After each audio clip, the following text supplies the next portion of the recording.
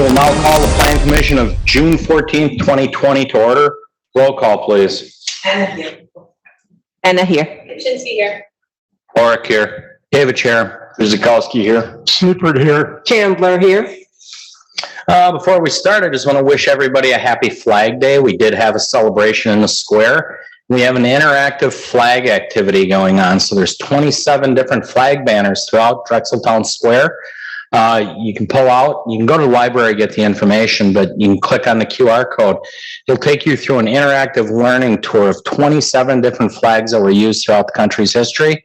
And you get a little exercise in between. I wouldn't recommend today, it's a little warm, but they'll be up throughout the duration, and we're hoping to spread some education and hopefully summer schools and schools alike in fall come and learn a little bit about the flag history. So happy Flag Day. Moving on, approval of the minutes of May 24th. If everybody would please take a look.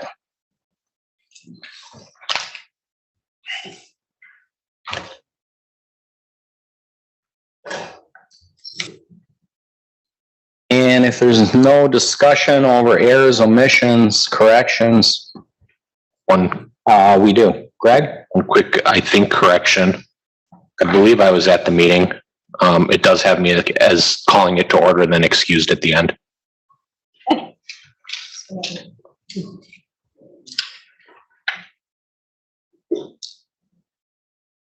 Catch.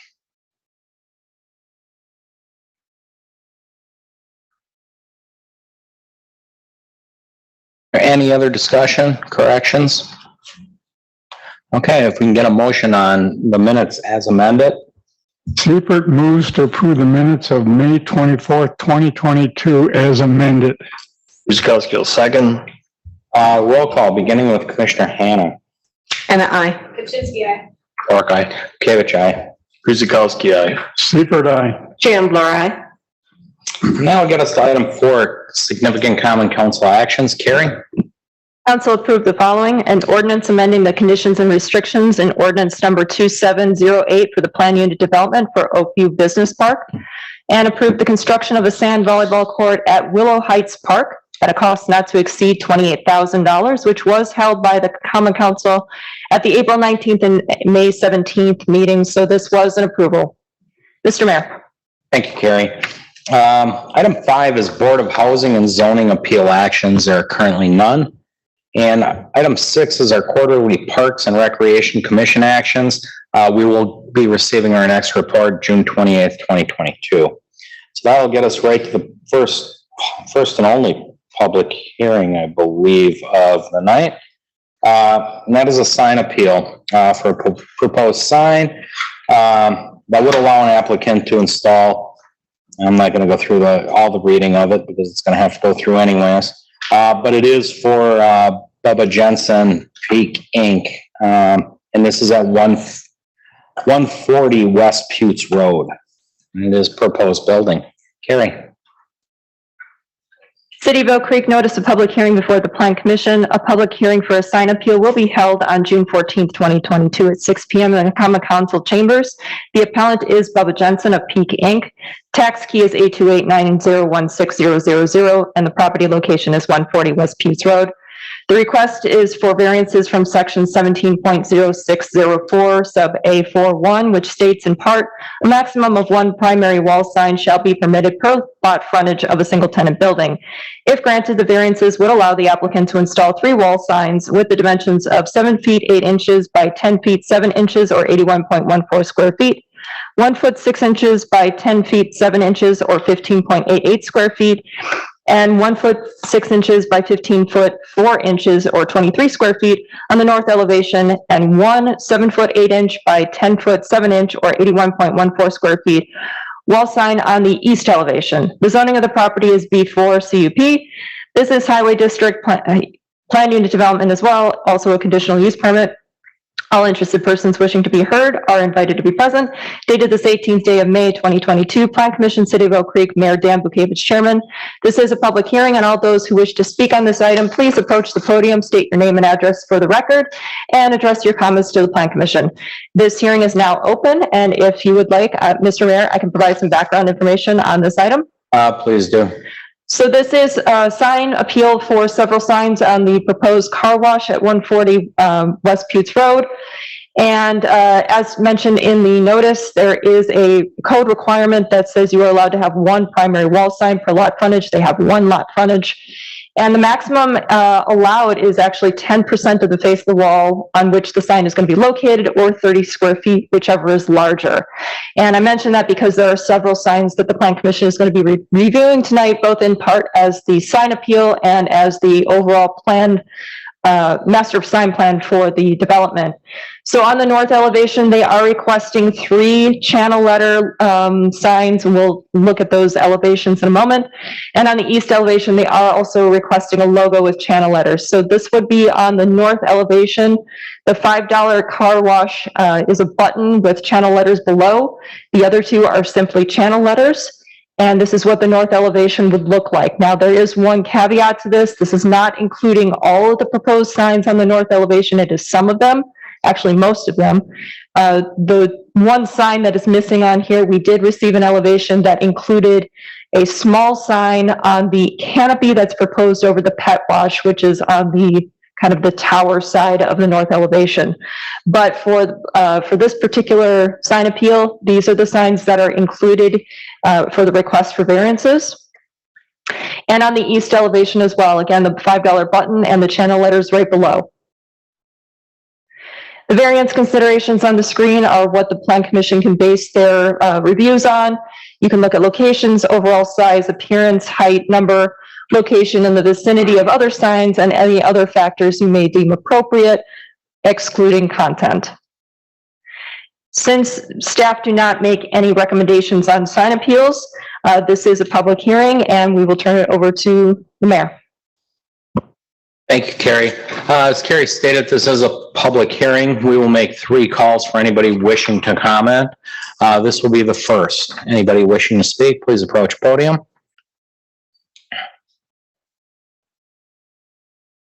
Second call, anybody wishing to speak? Item 7A. Third and final call for the public hearing on 7A. Anybody wishing to speak, please approach the podium, name and address. Okay, we will now close the public hearing and go on to item 9A in new business. And that is consideration of the sign appeal by Bubba Jensen Peak Inc. that would allow the applicant to install one 7-foot by 8-inch by 10-foot by 7-inch wall sign, and one 1-foot by 6-inch and 10-inch by, or 10-foot by 7-inch wall sign, and one 1-foot by 6-inch and 15-foot by 4-inch wall sign on the north elevations of the proposed building, and one 7-foot by 8-inch by 10-foot by 7-inch wall sign on the east elevation of the proposed building at 140 West Putes Road. So with that, Carrie, is there anything to add on top of what you've already stated? No, just keep in mind that if these signs are not passed by the Plan Commission, meaning that they aren't granted variances, then the item that has the plan or the master sign plan review that is later on this agenda, that would be affected and would certainly affect the motion for the Plan Commission in that item. However, this is an appeal. These are for the east elevation and north elevation only at this time. Okay, thank you, Carrie. We'll start with the commission. We'll start with Commissioner Christine. I don't have any question at this moment. Ashley. No questions, thank you. Greg. I don't have any concerns. The east elevation seems appropriate to get the traffic coming down Putes. And then the additional signs on the north elevation are pointing inwards towards the strip mall. So I don't have concerns. Okay. Chris? Well, this is my district, and I did not receive any phone calls or emails opposing any of it. And I do agree with Alderman Lorik. It kind of fits in and is some good wayfinding signs, so I would support it. Okay. Brad? I don't see any problem I think they're fine. Okay. Rossi, I do have a question for the applicant. are you with us tonight? Come on up, please. Name and address we'll need on the mic. Yeah, Tracy Erickson, 1611 Waterbury Drive, Bourbonnais, Illinois. Good. In regards to the size of the signs, usually it's in comparison to the building dimensions. So could you provide what the actual dimensions are for the building? Which elevation? All of them? So the east one is 36 foot wide and ends up being 26 foot high at the peak. Yes. About 26 foot high at the peak. The north and south elevations are 150 foot long by 12 foot high.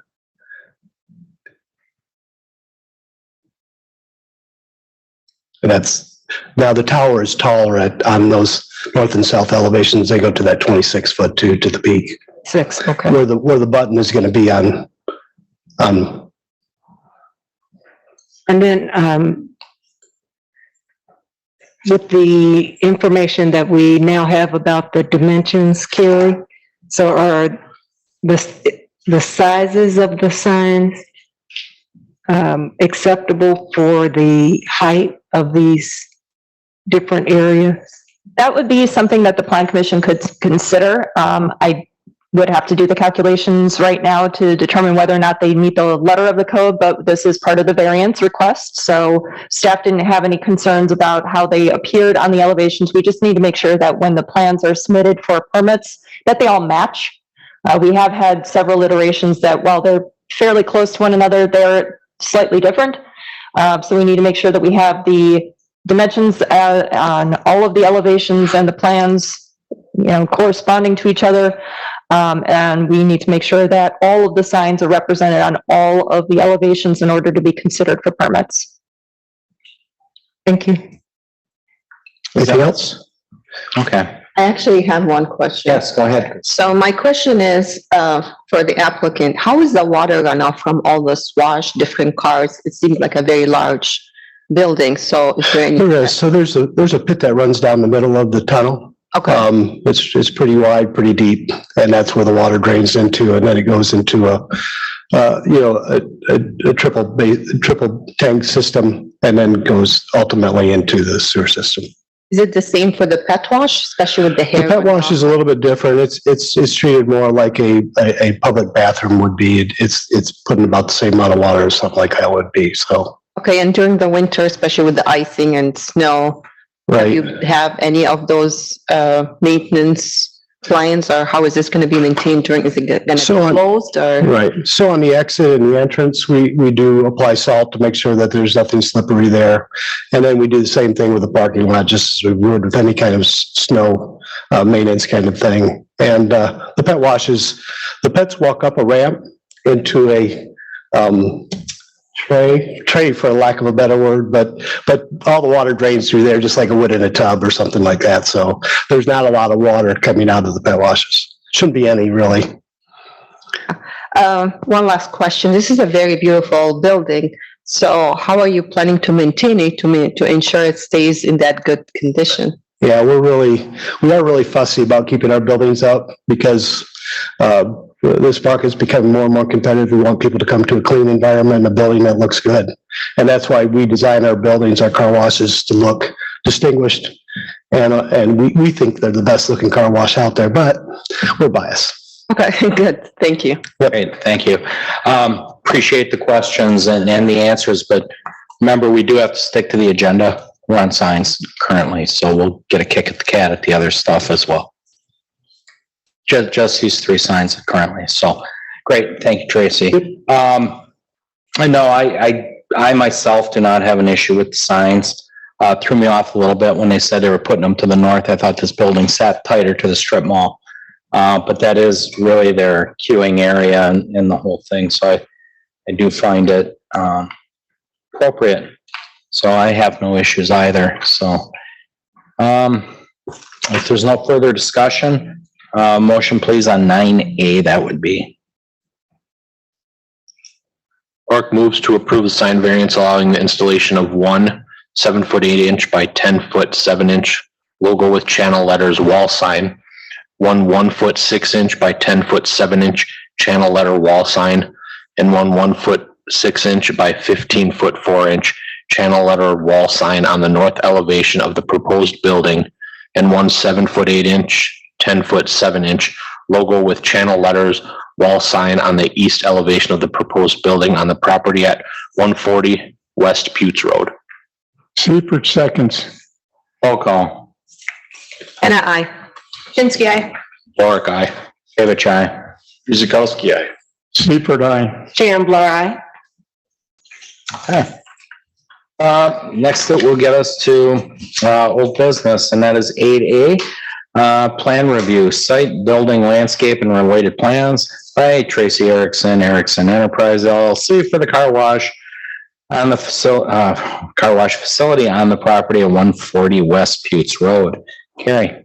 Thank you, Mr. Mayor. Plan Commissioners, you may recall that this was actually reviewed at the May 10th meeting. However, it was held to allow the applicant to kind of respond to some of the questions and concerns that were raised as they were not available at that meeting. So just as a refresher, the current zoning of the property is B4 PUD. It has been issued a CUP as well. The proposal is for a car and pet wash facility. The conditional use permit was approved by the council on March 3rd. The PUD that was approved in 1975 really doesn't apply to this particular location in terms of what the development is. It really had more to do with the surrounding residential development.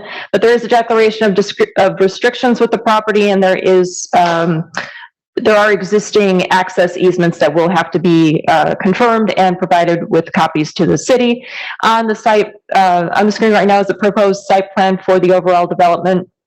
Now, the signs that we just discussed, the north elevation of the facility does face inward toward the existing development, that existing strip mall. And the signs that are on the south, or the one sign that's on the south elevation, we haven't discussed yet because that is part of the plan review. And it's part of the plan review because it is the one sign that staff could approve just with respect to meeting code requirements.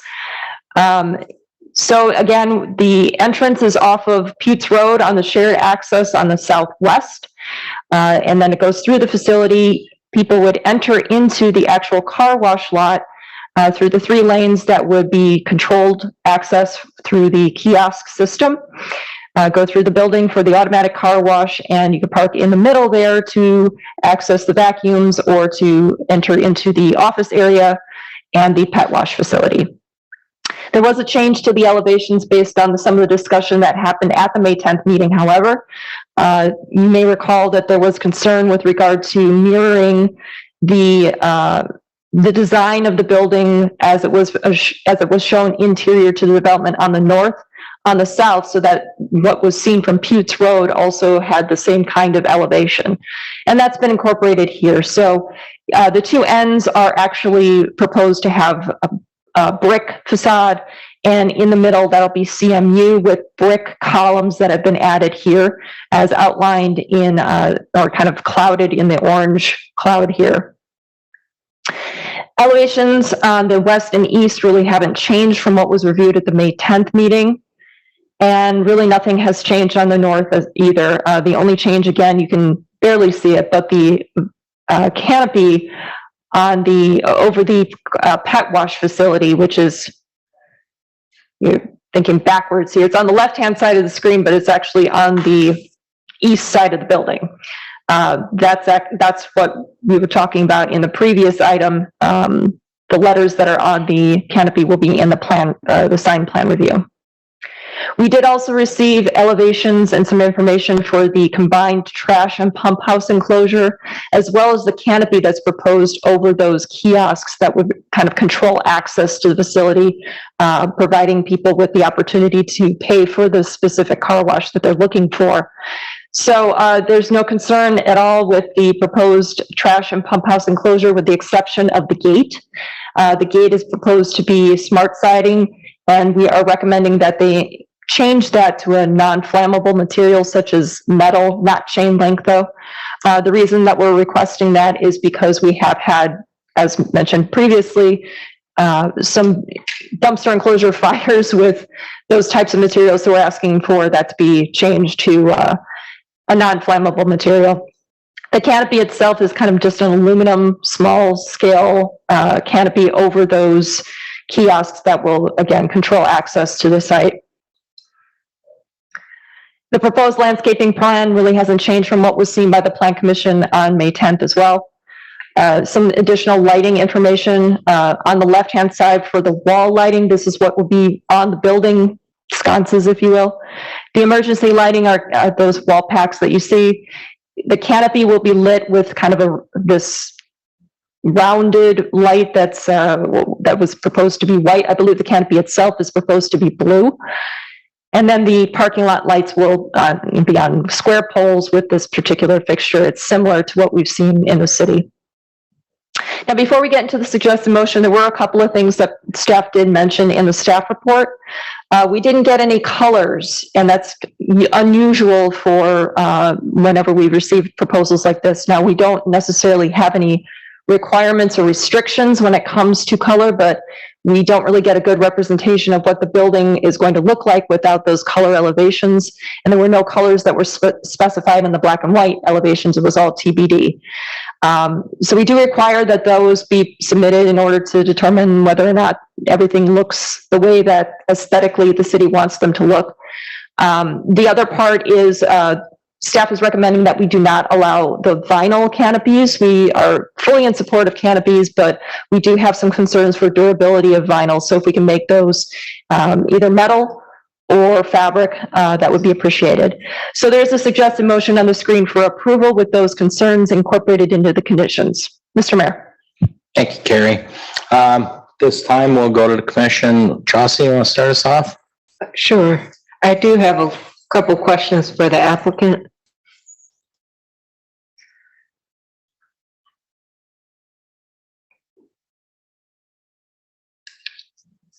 Tracy Erickson, 1611 Waterbury Drive, Bourbon, Illinois. I want, before we got started, just to apologize for not showing up the last time. There was some confusion, and for some reason we didn't get somebody here, and I really apologize for that. Okay, the question that I have is in regards to the stacking of cars. So what is the maximum amount of cars that can be stacked in that area? Well, there's 3 lanes, and there's 150 foot of stacking in each lane. Cars are 20 foot long, give or take. So what is that? What's the math work out there? 7 cars per lane, 21.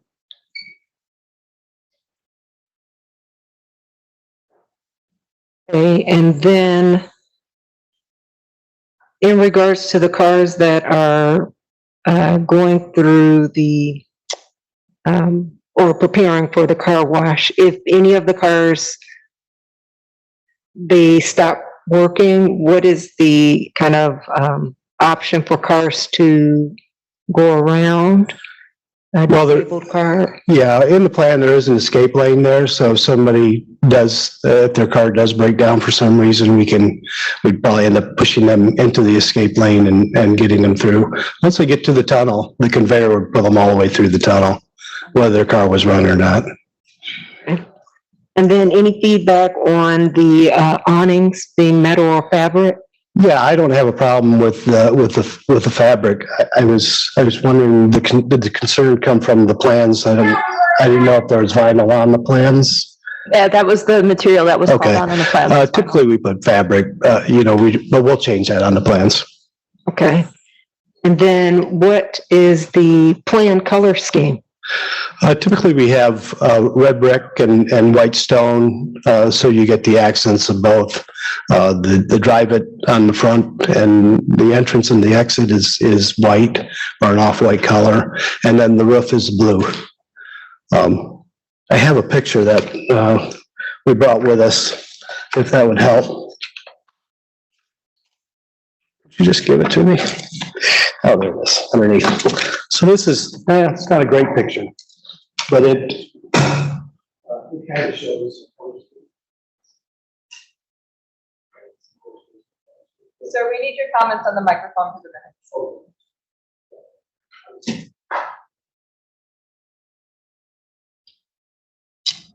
So anyway, that's our color scheme, and that's what we stick with for all our car washes, unless the municipality requires that we do something different. Thank you. Mhm.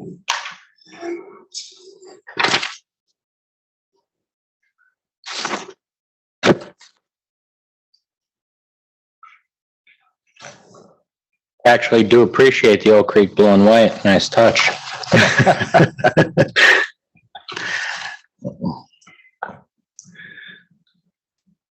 Is that it, Chauncey? Okay, Fred? Yeah, what is the cycle time to complete your car wash from that time you enter to the time you get through it? It takes less than 3 minutes to really get through the wash. Once you get into the wash, from the kiosk to getting outside the wash, typically takes about 5 minutes.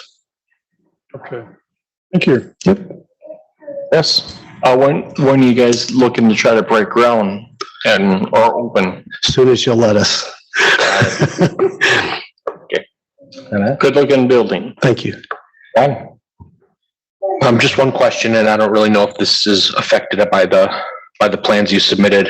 I thought I remember during the conditional use hearing that it won't be 24 hours. Is that correct? That is correct. And I did notice that you have door signs that say dog wash 24 hours. I didn't know if that needs to be That's a changed. mistake. Okay. Okay. Just check. Yeah, everything gets shut down at 8 o'clock at night. Okay. Thank you. Hey, Greg? Yes. Ashley? I just had one question from engineering. In previous meetings, we had provided a comment just suggesting to flip that entrance for the car wash over, kind of flipping it 180 degrees, so it'd be on the west side. And just more or less out of curiosity, why? Yeah, so what we've got drawn here is what we've done, hundreds of times before. And if you look at the way car washes are set up so that people flow through the best, this is an ideal site, just the way it's set up. We expect most of the traffic is going to come from Howell or from the gas station. And so we think it's going to be coming from the east. It's not really going to be coming off of Pute's Road from the west or from the south. And so we really like the way it's set up. We think it's the best way to set up this site. Okay. Actually, one more comment from engineering as well. So looking at this site, on the southern side of it, you can see that asphalt section. So on the very far south side, we were recommending to put curb and gutter along the south side of that asphalt road there. Currently, there's buses, whatnot, that kind of park there. Granted, they're not going to be having room to do that, but we just think aesthetically it's going to clean things up a lot. All the water is draining from the north to the south there. Just thinking to capture that water, not looking at adding storm sewer, anything overly extensive, just curb with possibly some relief areas. This is what we're talking about right here, right? Correct. Is that just pavement to grass? Yeah, Al Jeske, Nielsen, Matz, and Barber were the engineers for Peak Car Wash. Yeah. Okay. Anyways, this area is being reconfigured. We're actually pulling out a bunch of parking stalls on the south side and reshaping the drive lane so it flows from north to south into a more greener area, help with water quality aspects to the site. So if we were to put curb in there, we concentrate that flow and it wouldn't operate as well. So we would rather prefer to go sheet drain across the whole pavement instead of getting funneled into one spot or two. All right, yeah, I'm just passing on comments from our stormwater engineer that didn't have any issues with any of that, and just more of concerns with, condition of that grass and traffic being right next to it. So I appreciate your comment. Thank you. Right. Okay, I have one last question here. Assuming you're doing very good on a good day, sunny day like today, Okay. and you have plenty of visitors, have been studied how many vehicles this can accommodate, and if there is an overflow, do we have any stacking or kind of place for them to stand instead of encroaching on the gas? So on a really busy day, are we going to back out of the drive? I can tell you that. So you don't want to make promises that you can't keep, right? So if something breaks inside the wash and people stack up, we'll have to open up the escape lane and let people out. But typically, if everything is running the way it's supposed to run, we get by with 2 lanes of stacking, and they can do up to 1,000 cars a day, and not have any problems at all. You won't hardly even notice that 1,000 cars went through there. And that's on good days. That typically happens in the wintertime, on that sunny day when you want to get the salt off your car because it's been 5 days since it snowed. And so those are the days where we'll get typically busy, but the way this is set up, especially with 3 lanes, one of them being the express lane for the members so that they can, it's kind of like Walt Disney World, you can just cut to the front. It flows through really quick. And we've actually had car washes with 2 lanes do as many as 1,800 cars in a day. So we don't anticipate any problems. That's perfect. How about if an emergency happened inside of the car wash? Do we have any plans how to address that, how to evacuate? What kind of problems? Let's say Like a medical emergency? Not necessarily, like a car broke inside while it was getting washed or something. So Yeah. So typically, if there is an incident inside the tunnel, somebody, we call it, goes outside our rules and stuff.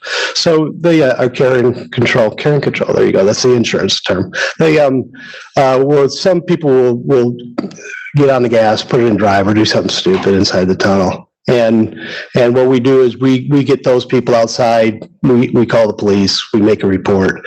But typically, once they're on that conveyor, they're going to go all the way through the tunnel unless they get on their brakes, which is a big no-no too. So, but we've been operating these for a couple decades. I think we've seen everything, but you never want to say that either. never say never here. Yeah, right. So do you have anybody on site that can facilitate those things when it happen, or? Yes, absolutely. So there's always a manager and a loader. Typically you have 2 or 3 people there all the time. Okay. And so there's always somebody to help load onto the conveyor, and then you got a manager there to deal with any problems that might happen and to clean. So. Perfect, thank you. Okay. Guess I get to go. Assistant Chief Havey, if there's anything from fire, feel free to come on up with anything. No, you're indicating no.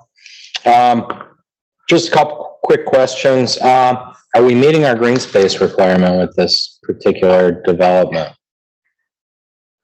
There's a requirement for a minimum of 30% of the site to be green, open, landscaped. So with the calculations that we've been presented, it would meet the 30% and it would have to maintain that 30% in perpetuity.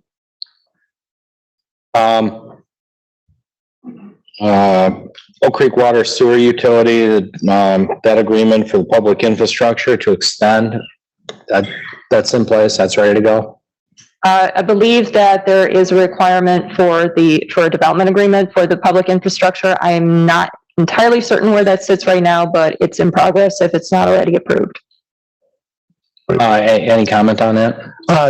We're just working closely with the engineers to make sure that, I think there's a little bit of tweaking that still needs to go on. Al could answer that question a lot better because he's working with it. Would that be the same with, what agreement am I looking for? The cross access and parking agreements? So we have the cross access agreement. I just need to send it to you. Yep. Snow removal, anything like that, will all be trucked off site. Currently, they may just plow into that area. I know they mound it in those parking lots. Has that been a consideration with the current owners that you will neighbor? So I'm sorry, could you? Snow removal. Snow removal. I mean, will you truck it out? Or are you planning on pushing it somewhere? Obviously, our first option is to get it over the side of the curb and have pile up to a certain point. But if it gets above a certain height, we'll get rid of it. Yes, truck it off. Other than that, the awning question, you guys are working through that one. And then, of course, trash enclosure door. It's a minor detail, but an important one to us all. Sure. So, otherwise, I think that's all I have. Yeah, it'll be a welcome addition. It'll be a really good project. He's excited. Yeah, he's for it. Yeah. So, any other discussion or questions? Okay. Seeing none, motion?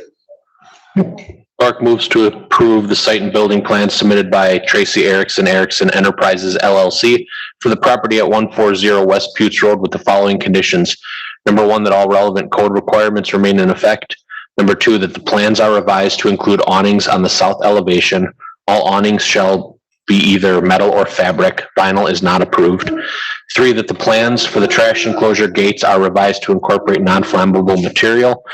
Four, that all light sources are shielded and directed downward. That the color temperature of the fixtures are limited to a maximum of 3,500 kelvins, and that light sources are shielded on the side of the fixture adjacent to residential properties. Number five, that all mechanical equipment, transformers, and utility boxes, ground, building, and rooftop shall be screened per code. Six, water and sanitary sewer must be extended to serve the lot per the requirements of the Oak Creek Water and Sewer Utility, and a development agreement for the public infrastructure is required prior to submission of permit applications. Seven, that copies of all executed cross-access and shared parking agreements shall be provided to the city prior to the submission of building permit applications.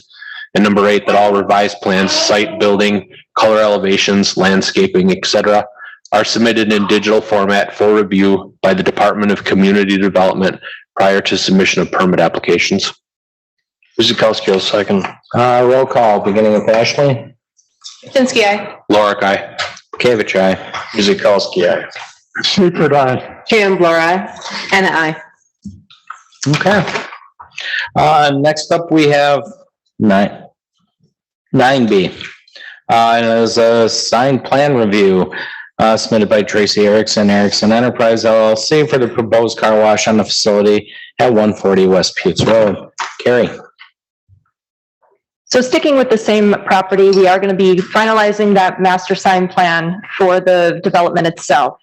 So we have the 3 wall signs on the north that just received approval for variances, the 1 wall sign on the east that received a variance. There is the 1 wall sign on the south that met code, 1 monument sign that meets code, the awning sign above the pet wash, and then 3 window signs on the north. So we already talked about the wall signs, which are in blue, not going to talk about those again. The 2 awning signs, it's really 1 awning, but it just has 2 sections of copy that are on the face of it, and those say self-serve pet wash, so that's outlined in yellow. Then the pet wash is identified on the 2 windows next to the doors, that's in red. And finally, the office window cling is shown in the green area. Staff had no concerns with those proposed signs.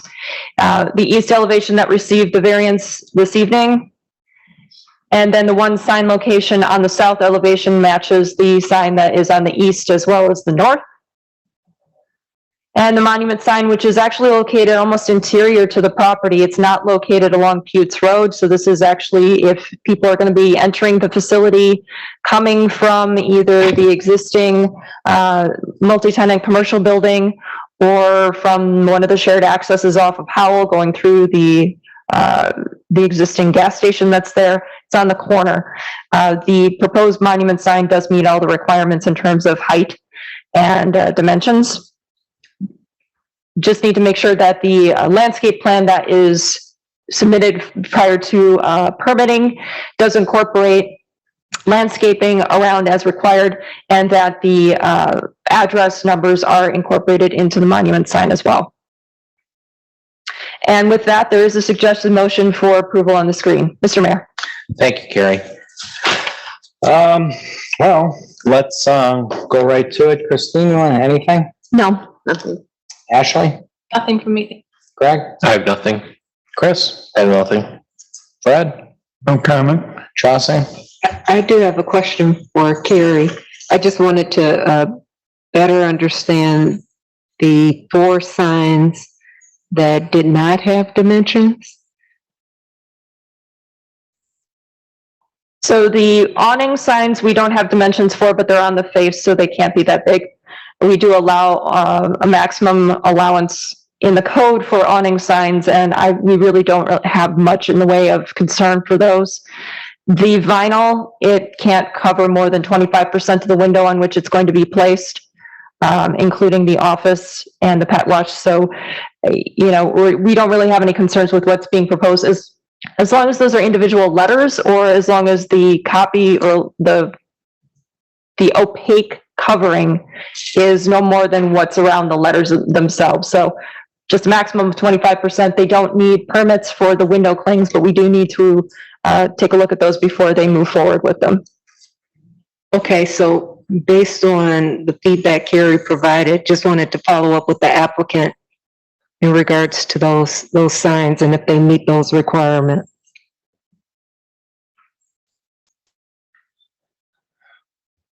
Tracy Erickson, 1611 Waterbury Drive, Bourbon, Illinois. Yeah, you had a question? Yes. Carrie was just identifying that they are pretty small signs, however, it should meet a maximum percentage, you said, of 25%? 25% of the window on which those vinyl clings are going to be placed. So I just wanted to verify if it meets that requirement or the actual size of these signs. Yeah, they will be. And when we submit the signage to her, we'll include those dimensions. Okay. Thank you. Fred? No comment. Chris? Greg? Ashley? Christine? Nothing here. Nothing for me either, so, motion please.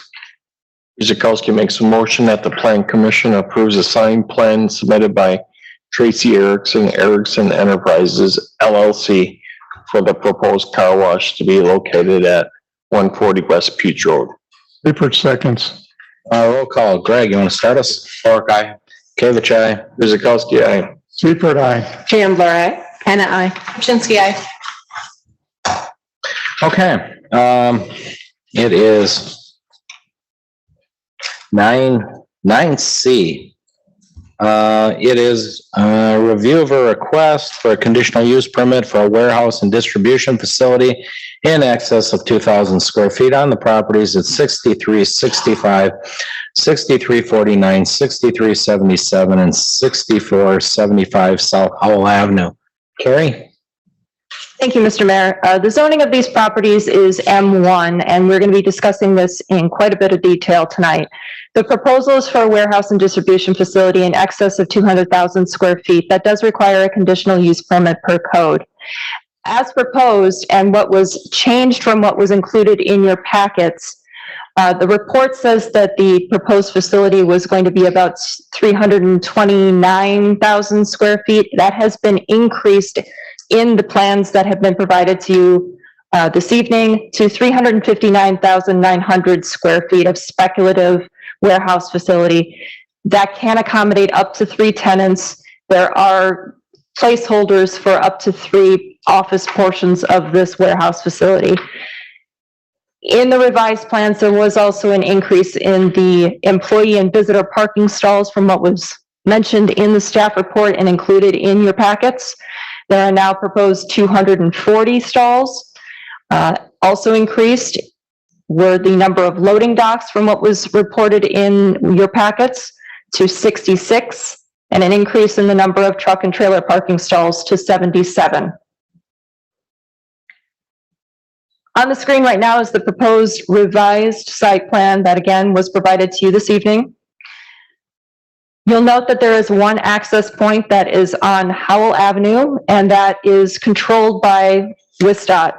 We have not received comprehensive comments from WSDOT. In fact, we've not received really any comments from WSDOT on the proposal as of this time. Typically, we have at least a little bit of an idea of what WSDOT would require so that we can incorporate some of those into our conditional use permit requirements. We don't have those comments as of yet. There was a letter from MATC regarding continued discussions over whether or not there could be a connection to their access off of College Avenue. We do not have an update as of tonight on that discussion. However, since the site plan before you does not incorporate that, they're not moving forward with that proposal at this time. That does not mean that they couldn't connect at a later date if this were to move forward. So let's just get right into it. There are quite a few concerns that staff have been raising over the revised plans that we've received and discussions that we've had with the applicant. In regards to access, we still do have concerns with truck traffic. It's proposed to be right in and right out. Without WSDOT's comments, without knowing whether or not there would be support for this particular layout, and without a traffic impact analysis, staff have several concerns over moving this forward without knowing what the impacts really will be. This is right across from a median opening, and there is really no way to control whether or not trucks are going to go right out of the facility, even if it is signed. We've seen this in other developments where there have been concerns raised for trucks moving in a flow pattern that is opposite or contrary to what the Plan Commission has either conditioned or what the signs are. So we do have concern over how that would be enforced as a right in, right out, or a right out for trucks going south on Howell Avenue.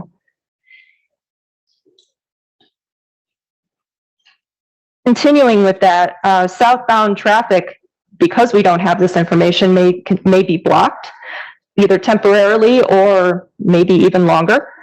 And it would force truck traffic to continue down Howell Avenue in order to make a U-turn if they are not going to illegally, quote unquote, cross over into that median opening to go left to head out to College Avenue. So that's one concern that we have. Another concern has been that wetlands cover a significant portion of this property. Now, this property, as we're talking about as a whole, is actually comprised of 4 properties. And we are aware that the property itself is challenging to develop. There's quite a bit of grade difference right now on the property. The grade changes in some cases more than 10 feet. So significant cuts and fills would have to be required for whatever goes on these properties, be it one warehouse building or any kind of development. But with regard to the wetlands, again, we don't have any input from whether or not DNR would approve of the impacts. And we do have a preliminary wetland delineation. So staff have some concerns because we do have wetland setback requirements.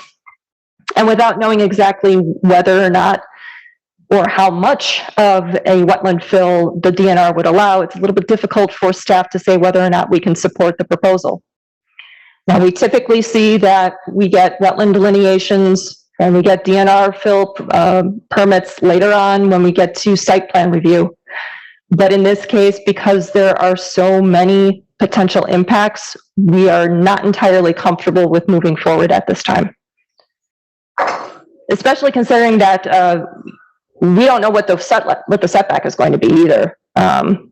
We haven't received a full delineation report, so we don't know what kind of wetlands these are. There is a requirement for all drainage to be away from wetlands. So, you know, it's a little bit difficult for staff to even make an analysis at this point. We have provided preliminary comments regarding stormwater ponds. And while this updated concept was given to us this week, we still have concerns, or engineering has still raised some concerns with whether or not these stormwater management areas would function properly in conformance with code. That's a question. It's not a statement.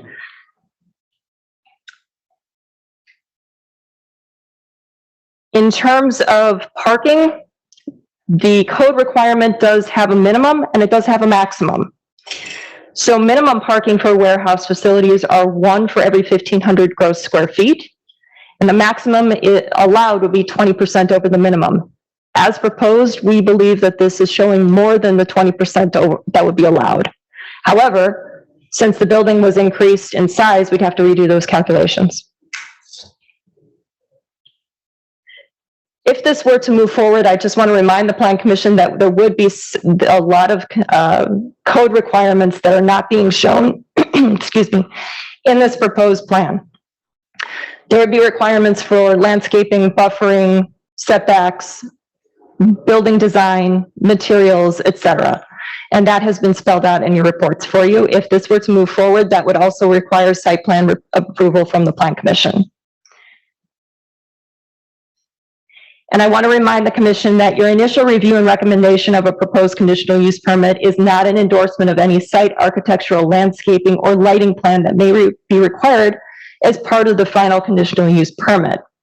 And should the conditional use permit be recommended for common council approval, Plan Commission processes required may include but not be limited to a certified survey map to combine the properties into a single site, and of course, site and building plan review. And if this is a multi-tenant building, we would require that it be brought forward for a master sign plan review as well.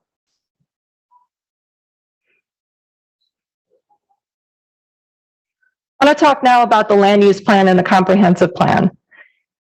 Everything that is in blue and with a hatched area is identified to be business park, and that is a flex overlay.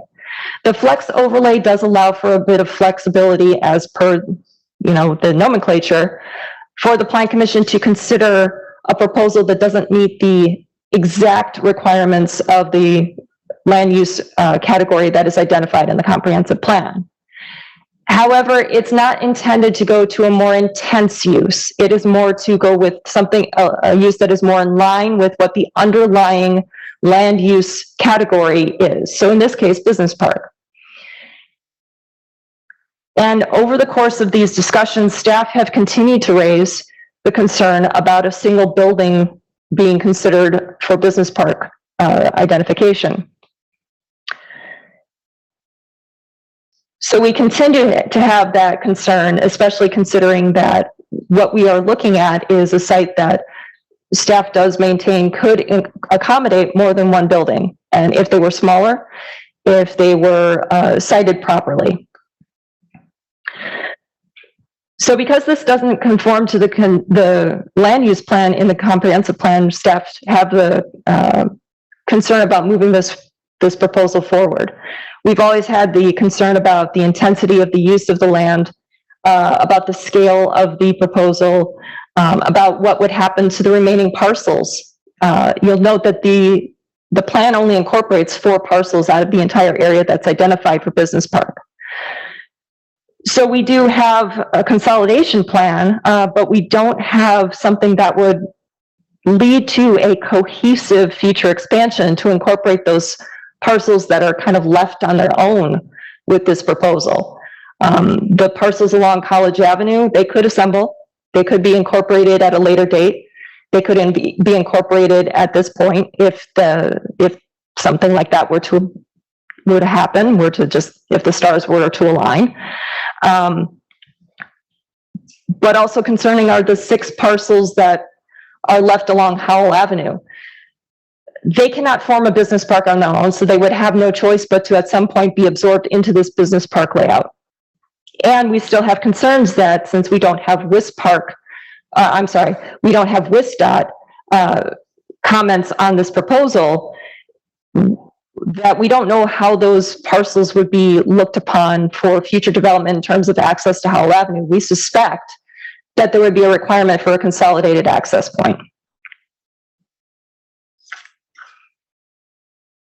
So we contend that it would make developmental sense to incorporate the parcels. However, we recognize that this may not be feasible at this time. What we do have concerns about is allowing for future incorporation into the business park, and that just doesn't seem to, that question doesn't seem to have been answered to staff satisfaction with the proposed layout. We have been provided some precedent images and some conceptual renderings for what the proposal would be in terms of the building should this move forward.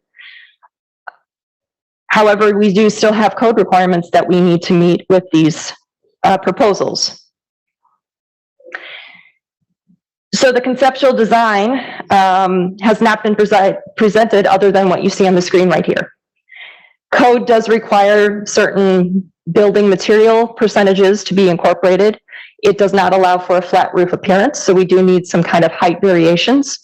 We do need recesses and projections for walls that are in excess of 100 feet in length. So there are still some requirements that would be applicable should this move forward, and we would like to continue to work with the applicant to meet those requirements should the Plan Commission recommend approval of this conditional use permit. On the screen right now is a conceptual rendering of what that proposed entry on Howell Avenue would look like. Without getting into details, because this is just a conceptual rendering, there would be significant changes that would have to be required for this. In addition to whatever WISDOT would require, the monument sign would need to be set back probably quite a bit of distance than what's shown in this location. It's shown in the median, but we want to make sure that we leave enough site distance for people moving in and out of the site. There would be buffering requirements, landscaping requirements. We need to be mindful of the fact that even though these are properties that may be zoned similarly, they are being used for residential purposes at this time.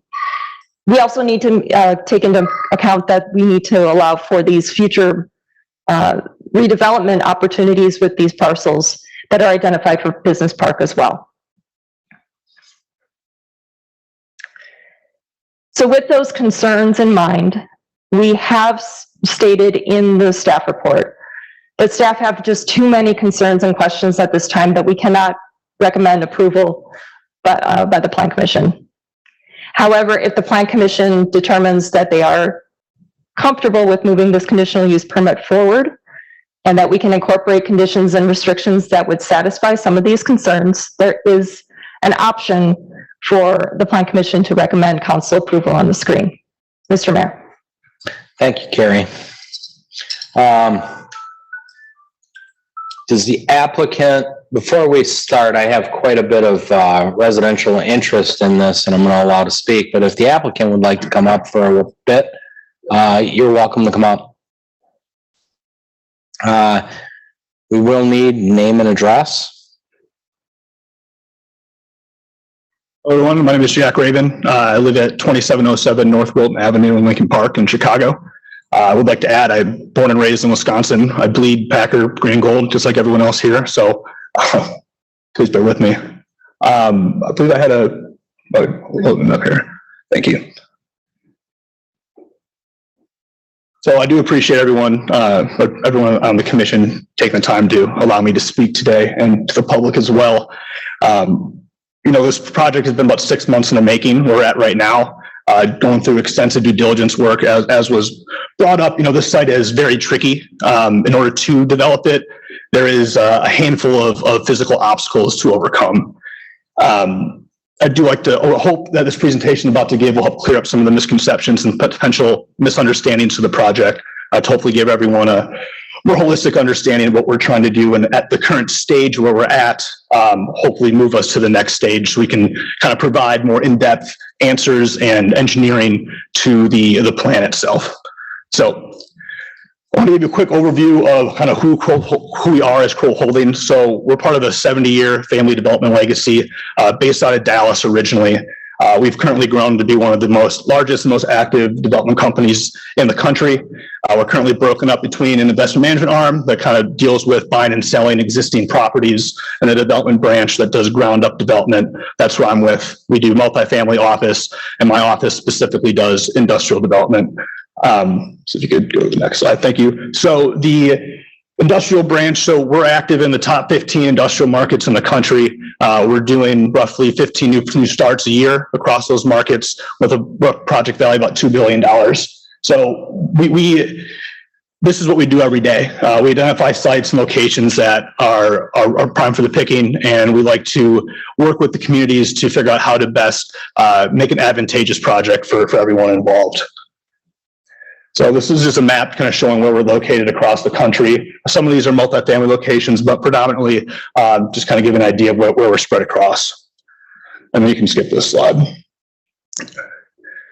All right, so the Midwest office, we started in 2018. We've done about 3 million square feet of spec development since then, one of the more active parties in the Illinois market or the greater Chicago market.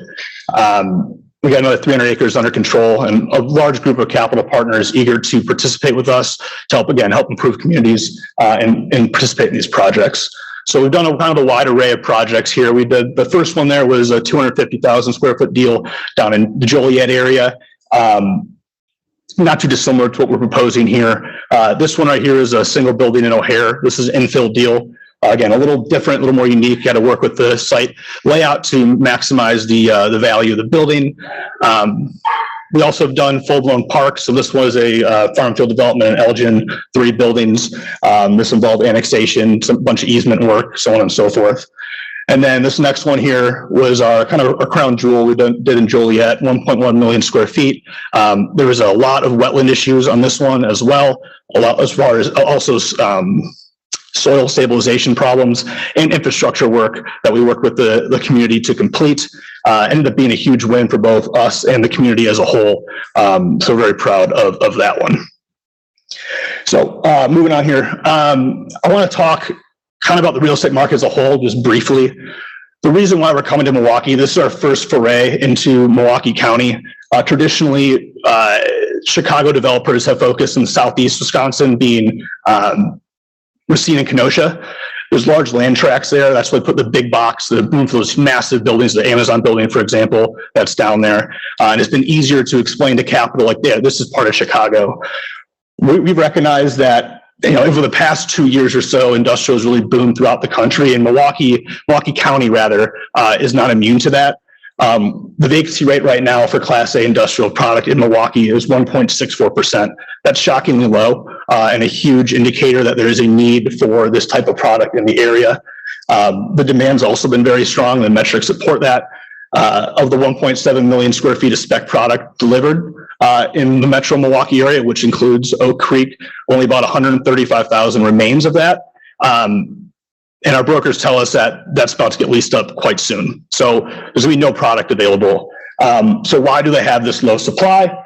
There's land constraints. This is an infill market. The prime locations are usually built up already. And there's a lot of old obsolete product that a lot of landowners are operating. They don't want to sell because they have current tenants. They're maximizing. They think they're maximizing their value right now, and it doesn't make sense for them to redevelop. So the other thing I want to highlight is 2 things. The chart there, I think, is a good graphic that shows the breakdown of what the metro Milwaukee area looks like from an industrial point of view. So it's a pretty healthy 115 million square feet of product. Only 6.5% of that is Class A. That is not the norm for any major metropolitan area, and further strengthens why there's a strong need for this type of product. And finally, per the Mitchell Airport, which I know is directly on the border with Oak Creek, their currently published master plan envisions an expansion of their air cargo capabilities. If that were to happen, there is a really stark contrast in the need, and there really is not enough, rather, warehouses around to support any expansion. You look at any major metro airport, whether it be O'Hare, or you go even smaller, look at the Columbus area, for example, there's a large amount of rooftops of Class A industrial product to support that growth, which again brings jobs and money into the surrounding economies. So, location. The reason why we picked this site here, beyond the fact that, as I mentioned, a lot of the sites are picked over, whether it be a current product or what have you. The access here is quite stellar. We have access to 2 full I-94 interchanges and a connection to Howell Avenue, which, as you guys all know, is a very major arterial road. If you go down Howell, you'll notice it on the shoulder. It is striped off right now. That is done for future expansion. That's what WSDOT, that's how they design those things. And the median cut, which we are fully aligned with coming into the site, is exceptionally long too as well from a turning perspective. So it was designed for that length, where eventually WSDOT has envisioned something turning into across that median cut. So we've identified a few of those items, and also the access to the existing and potential future cargo areas of the airport doesn't get much better than the site itself. I know there's concerns about the right in, right out, and also with our coordination with WSDOT. We have been in communication with WSDOT, and I believe I thought I shared this with the staff and with the community, and apologies if that was lost in the shuffle. I know I've been peppering Carrie with email, so I appreciate you bearing with me. WSDOT has no major comments on this. They did highlight that they would like to explore this further, likely with a traffic study. We fully agree that a traffic study is warranted here. Do not debate that. The reason why one has not been done to date is they are exceptionally expensive. They're about like 30 grand or so for a full-blown traffic study. And what we wanted to do was get this preliminary comments, as much feedback as we could now, and also come to Plan Commission before we take that next step. We do the preliminary engineering to get further information on stormwater. We do the additional traffic study to get more information on the traffic situation. But again, WSDOT had no major comments on this. They were just talking about kind of similar things that we're talking about right now, about that access and how to contain it. We have worked on projects before with a right in, right out type system. We can align the drive to force trucks to move right. But again, just like anyone driving down the road, there's nothing, the only deterrent to stop people, bad actors, from making a bad decision is, again, police enforcement. We would encourage that. And once someone gets ticketed once or twice, these truckers do not like that. That comes right out of their paycheck. They're trying to find the most efficient pathway to go where they are going. In this case, it's a right down Rawson and up. There's no real reason for anyone to take a left turn to go north. Even if they're utilizing the cargo facilities, the type of market Milwaukee is, they're not shipping goods out via the cargo. It's coming in and being dispersed to the broader public and to the north suburbs of Illinois. That'd be the purpose of this warehouse. So hopefully that covers at least some of the concerns from an access perspective. All right, zoning, we touched on this already, so I don't need to belabor the point, so we can move to the next one. So comprehensive plan. So I do want to hit on this because I do think it is important. We understand the staff's concerns with what we are proposing. That said, I do obviously have a differing opinion on this topic. So we do realize that the current land use shows this as a business park with a flex overlay. There's no debating that. This specific overlay, though, was called out. So it's the College Avenue Flex Overlay District. And again, this is straight from the comprehensive plan drafted in March of 2020. All right. So what they called for beyond business park uses was any use that promotes economic development, such as industrial or the expansion of MATC. That section in the comp plan goes further, all right, to say the existing uses in this region do not take advantage of the area's location to Mitchell Airport, I-94 interchanges, or MATC's campus. So these are the reasons why we are here. We've identified all these different items. We've looked at the comp plan. We spent the money to explore the site and realize it's feasible. And that's why we come down here. That's the comp plan is a city's, advertisement to the broader public of what they want. I do want to highlight that MATC has been engaged. There was that letter that Carrie had mentioned. I had been talking extensively with the director of that campus, who's a very, very, very nice guy, responds incredibly fast for someone in his position. We've been talking about crossover educational opportunities. They do have a trucking and a logistics program, so you can see the really clear-cut synergies there. He's pretty excited about that potential, and that's where we're at there. We do not want to connect to that road. That road on that side of the project, that is a private road. It is not rated for trucks necessarily, and we don't want to impact a neighbor if we do not have to. So I want to dive a little deeper in the comp plan. We did our civil did more of a deep dive into the comp plan itself. So I want to show further alignment with the city's goals. So the first chunk of the comp plan talks about community context. It highlights, as everyone in this room is likely aware, that logistics and warehousing is one of the backbones of the Oak Creek economy. We're trying to lean into that same vein in a region where it makes a lot of sense being that close to the airport and by two major roads, College and Howell Avenue. From an economic framework point of view, this is a big section in the comp plan. One of the goals, the fifth goal, was to improve the appearance and stormwater management function of commercial, industrial, multifamily developments in the city. So this project will be a Class A investment grade product. We do not build inferior product. Our capital partners and tenants demand it. So all the stormwater will be fully engineered and contained to the site. Again, once we get comfortable enough to move forward, we will release preliminary engineering that will show that. The site plan, as you see it right now, there is plenty of room to put stormwater across the site plan. We are not concerned about that at all. If we were, we would not be at this stage. I promise you that. So moving on there a little bit, this The comp plan talks about private investment requiring that, this is going to be a $30+ million project. It'll be entirely privately funded. We're not requesting any TIF or abatement at this time. The tax benefit, we're looking at 10 times the current level. So at a minimum, a $300,000 increase over the existing taxes that are paid. It'll likely be more than that. I'm not 100% sure how they're calculated. I just did that based off of similar products in the area. And from a job point of view, we're looking anywhere from 75 to 350 or more jobs. It really depends on the user. That kind of comes into play here. And then finally, from a traffic point of view, we did examine some of the traffic plans in the comp plan. We align with all those, and we're going to go a step further. We want to connect the sidewalk that's currently on Howell with our project, and we're open to adding additional bus stop if need be to really encourage public transportation and tie in with the broader community.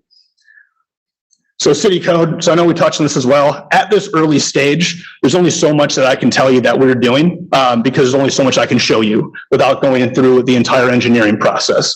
So as it currently stands, our lot coverage, we're around 40 to 45% right now. Code is 70%.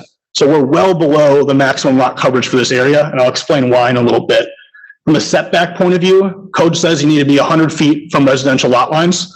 We are double or triple that in most cases, and that's from the lot line itself. The homes themselves, these are very deep lots. So the homes themselves are additional 50 to 100 feet from the lot line. So it kind of adds to that.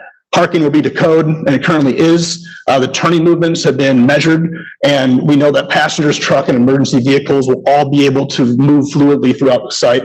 And then stormwater and landscaping I've touched on already. So to get into the site itself here, there's two huge constraints that Carrie has brought up.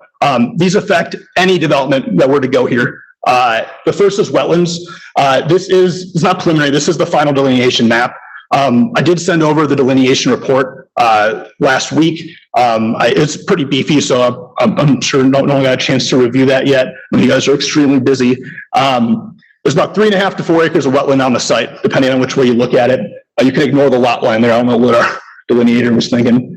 As it stands, we've had extensive conversations with the DNR. They were actually the first people that we talked to because we knew wetlands were going to be of concern here. We are keeping our wetland impact to under an acre. There's a handful of reasons for that. Chief of which is the DNR. WDNR is very strict in this state. They will not allow us essentially to impact over an acre. It's just not something that they're going to allow. So we're working through that process right now. We're into the Army Corps for a jurisdictional determination to see if any of these the federal government will take jurisdiction on. Once we progress past that, we can go to the DNR and get final permitting for this. It's just not something we're able to do right now. We would have loved to have done it earlier on, but it was not growing season, and therefore a formal delineation could not have been completed. I do want to highlight a few constraining factors to this site. There's the wetland on the northern boundary that everyone can see there. It's a pretty extensive, long wetland. What that's doing is it's further isolating our site from the rest of the area and shoving our site further south, creating an even bigger buffer area that will not be touched. So I'll show that a little more on the site plan. The other key wetland is the one in the southeast corner. That one is potentially jurisdictional. From the wetland, it could connect to another series of waterways running south and east. What that wetland is doing, because we cannot touch that and we are not planning on touching that, is it's preventing the secondary access to Howell. Now, again, this will impact any development on this site. And it's just something that we've had to work with. We had to pinch and pull our site plan. We've done about, I'd say 10 to 15 iterations of our site plan. Some are major overhauls, some are tweaks. We've got to a point right now where it's where it has to be. We've done multiple budget reviews as well, about 4 different full-blown rebudgetings of the site as well. This is kind of where the site plan where it has to be. So next slide, please. The other huge constraint that Carrie mentioned is the topography. So this is the topographic survey for the site. Each line there is 1 foot of grade change. So it's about 30 feet, as Carrie mentioned, variation throughout the site. Now, unfortunately, this is not just a slope straight down. There is kind of peaks and valleys as you go throughout the site. So that makes construction exceedingly difficult, especially when you start to try to build more than one building. These buildings sit on a slab on grade. You need to build up your slab to put, build up your pad rather to put a grade on it. Excuse me, been a long day. To put your building on it. The more pads you have, the more difficult it is to move the mass earthwork activities. So next slide, please. So the results, I kind of touched on this. The wetlands, they do prevent any tie-in to those homes along College, unless the city wants us to blow through those, in which case we can have further discussion of those. But there's some mixed signals involved there with, you know, if we want to tie in, what's more important, preserving the wetlands or tying into the homes along College for any potential future development that may happen or may not. You know, the fact is there's 25 homes along College right now. People are living in them. We're trying to respect them with our design by being as far south as possible and pushing the site away. To have any future tie in there, we think is a bit counterintuitive. So that's why we don't have that right now. There is an opportunity on the northeast part of our plan to connect our access drive north. I can point that out shortly. And you also notice that the building orientation is a bit constrained as well. You see that in a second. Topography, I mentioned this already with the cut fill exercise. It is quite difficult. Multiple building pads is not possible. Again, we've done multiple iterations of our budget. We've done multiple iterations of our site plans. It's not feasible. And I don't want to go through the process with you guys, and I don't want to waste your time with a plan that we don't think we can build and get financed. So that's why we're at our one building plan. We have done a maxed out plan. We tried it. It's 2 buildings. It'd be about 150,000 more square feet. That would require wiping out all of the wetlands on the site. It would be beneficial to us because it's much more rent and it helps justify the project more. But that said, it's physically not possible and it's not necessary. So we are not going with that plan. I do want to highlight traffic impact. So I mentioned we got feedback from WSDOT. We were able to also get baseline data for Howell. The two-way traffic count on this section of Howell is 19,000 trips per day. That's all vehicles. A trip is one direction. All right. So there's traffic standards for speculative buildings that are held out throughout the traffic engineering world. A building of this size in a warehouse use, which it will be, generates about 560 trips per day.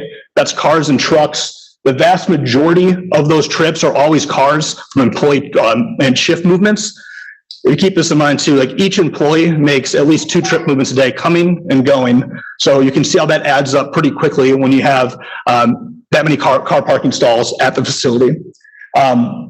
This represents roughly a 3% marginal increase to the existing traffic flow of Howell. Just goes to show even further how this is a major arterial road. It is designed to have more traffic on it. That's what it was built for. And when you see the hashed off shoulders, WSDOT had that in mind as they built it. They didn't build it just for what the current use was. They built it for potential future uses. Next slide, please. So here's the site plan as Carrie designed, as Carrie described. You can see how our site is pushed south, that huge strip and buffer. Comments are getting onto the mic. Oh, excuse me. The whole strip to the north there, that's that long wetland. You can see, it's kind of hard to see on this plan. I'm happy to provide one that highlights the wetlands we are preserving and setbacks or retaining walls to ensure we do not disturb certain wetlands. That retaining walls on that southeast corner. You can see also the chamfered edge there as well, the southeast corner of the building.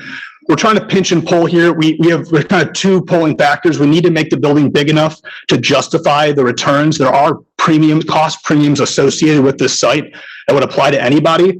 The only type of use, the highest and best use that can work through those constraints is industrial, given the demand for that type of product. The rents can be high enough to justify this type of use. So we have that boulevard entry that Carrie mentioned. We have, because of that single access road, we have an access down into the site itself, to the truck court. What that does, it acts as a truck queuing lane. Now, a lot of communities are requiring this these days. It's kind of naturally happened. It's about 500 feet. What it does is, on the off chance multiple trucks were to come or try to leave at the same time, there is no need for them to be lined up in either Howell or trying to cross Howell, whatever they're trying to do. Everything is contained to the site itself.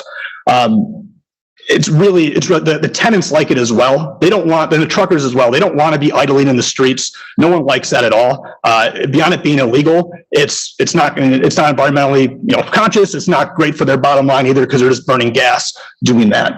So that's that nice that nice truck queuing lane.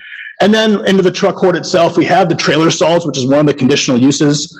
Those serve two main functions, and tenants have been clamoring for them. One is from an efficiency point of view. If a truck does come and a dock is not ready, they are able to drop their load off in one of the trailer stalls and leave. They don't need to wait off-site or on-site for the dock to be ready for them to drop their goods off. The other item is, in this new day and age of logistics, a lot of tenants are owning their own trailers. As opposed to storing them off-site at a third party, they are preferring, as you'd imagine, to keep them on-site with them. Keep their product close to them. They're usually empty and they kind of just sit there. So the trailers on site are strictly and purely for the use as an accessory use to the tenants themselves. As Matt Carey mentioned, I've outlined roughly where some offices could look like spread across the building, probably 2 to 3 tenants we're looking at. The tenant size in the market is roughly like traditionally around 100,000 square feet. That said, that's also only been the type of product that's been built. So that's we're kind of looking at probably 2 to 3 tenants here. And then finally, again, I want to highlight that the access drive, the southern one, is not possible due to that wetland that we are trying to avoid. And then the car parking, we are actually right at the minimum right now, based on the math. 240 is the one per, 5,000 square feet. And then, yeah, around the site itself, we have the landscaping that is per the landscaping code, and we utilize berming when possible. We'll have a lot of topsoil on the site. The idea is to berm all the way around. The site plan is not final. We are going to have extra topsoil. The plan is to berm along all residential areas as well and plant on top. That both deadens any potential noise and also beautifies the area as a whole. As you know, currently right now, it is very overgrown and unkept. The last thing I want to highlight is the orientation of the building. All trucking and shipping and receiving activities are faced south. So very far away from all the homes along College. That will mitigate any really noise externalities from it. The whole building's buffering it, plus, you know, the 300 feet to lot line and a berm. The homes to the right on Howell, again, shielded by the building itself. And we do plan on putting an extra berm there as well. The final thing here is where the site is shaped topography wise, the homes on Howell actually sit lower. So if you put a berm there, it's naturally even higher, which will further shield the noise itself. The same thing goes for the College. We're actually lower than the College. So when you berm up, they're not going to hear anything from our project itself. So that's the benefit to the topography on the site. That's what we're working with right now. So one more slide. Actually, a couple more slides. This is the, again, the boulevard entry. Again, we're at a preliminary stage right now. We wanted to give you guys something and we spent the money. The renderings are not cheap. We wanted to show everyone what this could potentially look like. The idea for this rendering was not to be 100% to code. We know there's going to be some other ideas that we have to work with based off this rendering, but we wanted to show what this could look like because currently right now, I mean, if you guys drive by this, it's hard to image something like this, imagine something like this, given the current state of this entrance. The current owner doesn't live there. Some of the homes are possibly rented, sometimes not.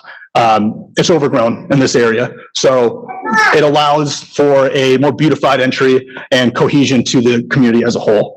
So the next few things are just some quick examples. I can blow through these. So this one is our traditional office features. We've done this at every single product that we've done. You see the large amount of glass that is used. You see the fenestrations and details in the panel themselves. We got, you know, architectural sconce lighting, so on and so forth. So that's standard. That is our standard office corner. This shows our project at night. Again, we try to make this as beautiful as possible. Unfortunately, we cannot put a pond on this site due to FAA regulations, but you can see the wall pack lighting and site lighting, excuse me. This is a LED lights. They're energy efficient. They angle light downward. It's not the old yellow halogen lights. The benefit of this is it keeps all light pollution to the site itself. Nothing emits. A photometric plan will confirm that. The foot candle level at the boundary will be near zero or zero at the site. And then finally, this is a bird's eye view of one of our projects. You get to see the office features on that side of the building. You get to see as well kind of the paint scheme that we typically use, as well as the plantings. Now keep in mind, this was a brand new delivered project. So all the planting detail will all mature and grow and look quite beautiful as this goes on. And that was one of the main requirements for this project in Bolingbrook. They really wanted to make sure that this was a beautiful kind of entryway, and the same thing we'd be doing here in this project. So with that, I appreciate all you bearing with me. I know that was a lot of words. Happy to answer any questions. I have my contractor and civil engineer here that can answer the cut fill and other technical questions a bit better than I. So feel free to ask away. Thank you for your time. Great, thanks very much. Before we go to council, although it's not a public hearing, I will allow the public to speak. So I'll invite Keen. You want to come up first? I got yours on top. We need name and address. Keen Keyhole, 513 West College Avenue. Big concerns, truck traffic. We're dealing with Carvana, Enterprise, semi trucks coming and going, hooking up, chains, clanging.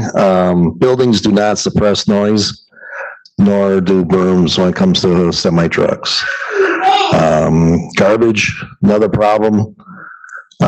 Existing with Enterprise, Carvana, I could just see it getting magnified. Stick to this one. Well, this project's a lot bigger than what they have got going on there. Big concerns because the trucks make a lot of noise, just going down the road and hooking up. So that's what I'm worried about. Gotcha. Okay, thank you. Jean? Come on up, ma'am. Oh, you don't wish to speak. I'm sorry. I can read it into record for you. This is from Jean Summers, 187 West College Avenue. She has 2 points here.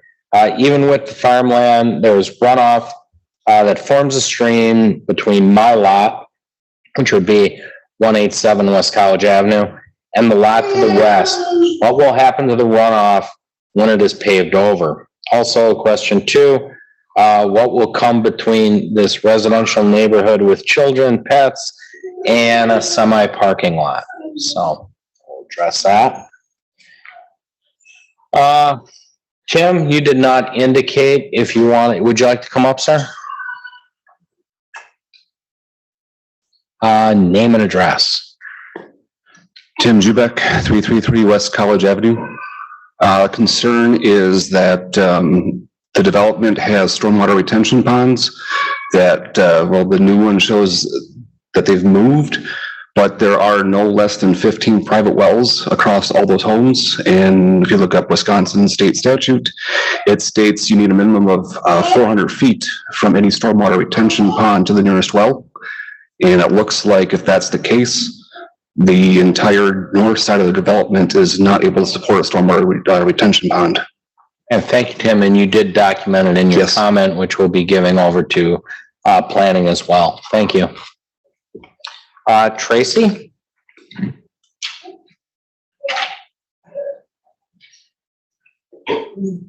Hello, Tracy Vetter, 221 West College Avenue. I have 4 points on my list. I bullet pointed them instead of writing too many sentences. That's fine. I'm gonna jump down to the second bullet point of traffic, truck traffic and noise. Not only did my neighbor mention some, I'll mention a few more. METC has a truck trading program, which is constantly looping. Basically would be using College and Rawson, just like this proposal.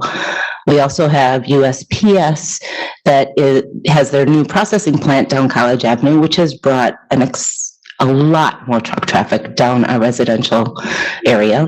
College Avenue not being, there's residents on Milwaukee side too, who I'm not here to speak for, but we also have UPS that is off of 6th and Rawson, so they're using Rawson. That's a lot of trucking. And at night, I attest to what my neighbor said. Truck noise and trucks backing into docks is loud. And at night, it makes your dogs bark. And we can hear it all the way from UPS on off of 6th and Rawson. So this is right in my backyard.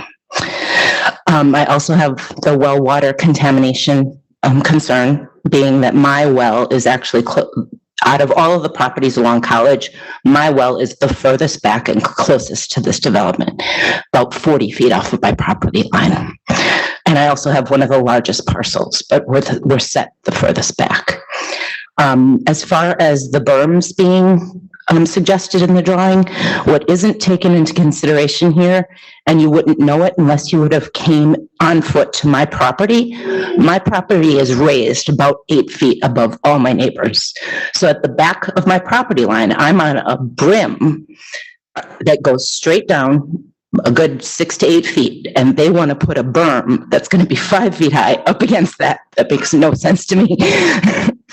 And then the wetlands and the wildlife. There's a lot of wildlife back there. There's deer, there's coyote, there's raccoons, squirrels, birds, ducks. Yeah, it's overgrown. It's taken over by buckthorn trees. It creeps onto our property. We all have to deal with it because whoever's owned the land all this time hasn't done anything. But we've gone back there, cleaned it up when there's junk. You know, we do our best to have the wildlife use that space in the wetlands. So that's the end of my comments. Okay, thank you, Tracy. Is there anybody else in the audience that would like to speak?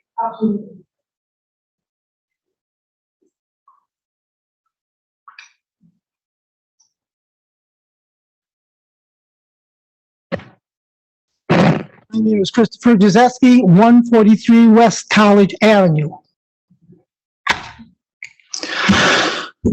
Where can I start?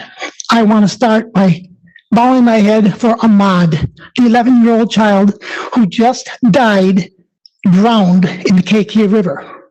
One river that's channeled all over with concrete, so that if you step down, slip down, and then you're in. The uncle and the father are dead too.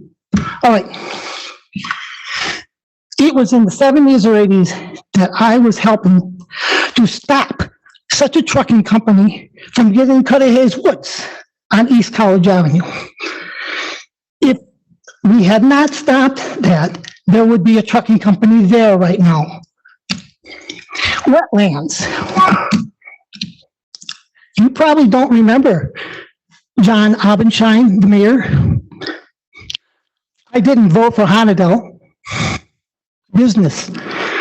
I've never voted for any of the Oak Creek mayors since then because you're all business. Mankind is our business. We have wetlands. We have an environment dying all around us. Carbon sequestration is what plants and animals do, not concrete and metal buildings. This Ahmad, this 11-year-old kid, could he have been like Rascal Sterling North in Racine County, who grew up raising a raccoon, riding that raccoon on his little bicycle? There's no 500-year-old trees on Pleasant Prairie anymore. Now there's a parking lot there, and there's nothing in the parking lot.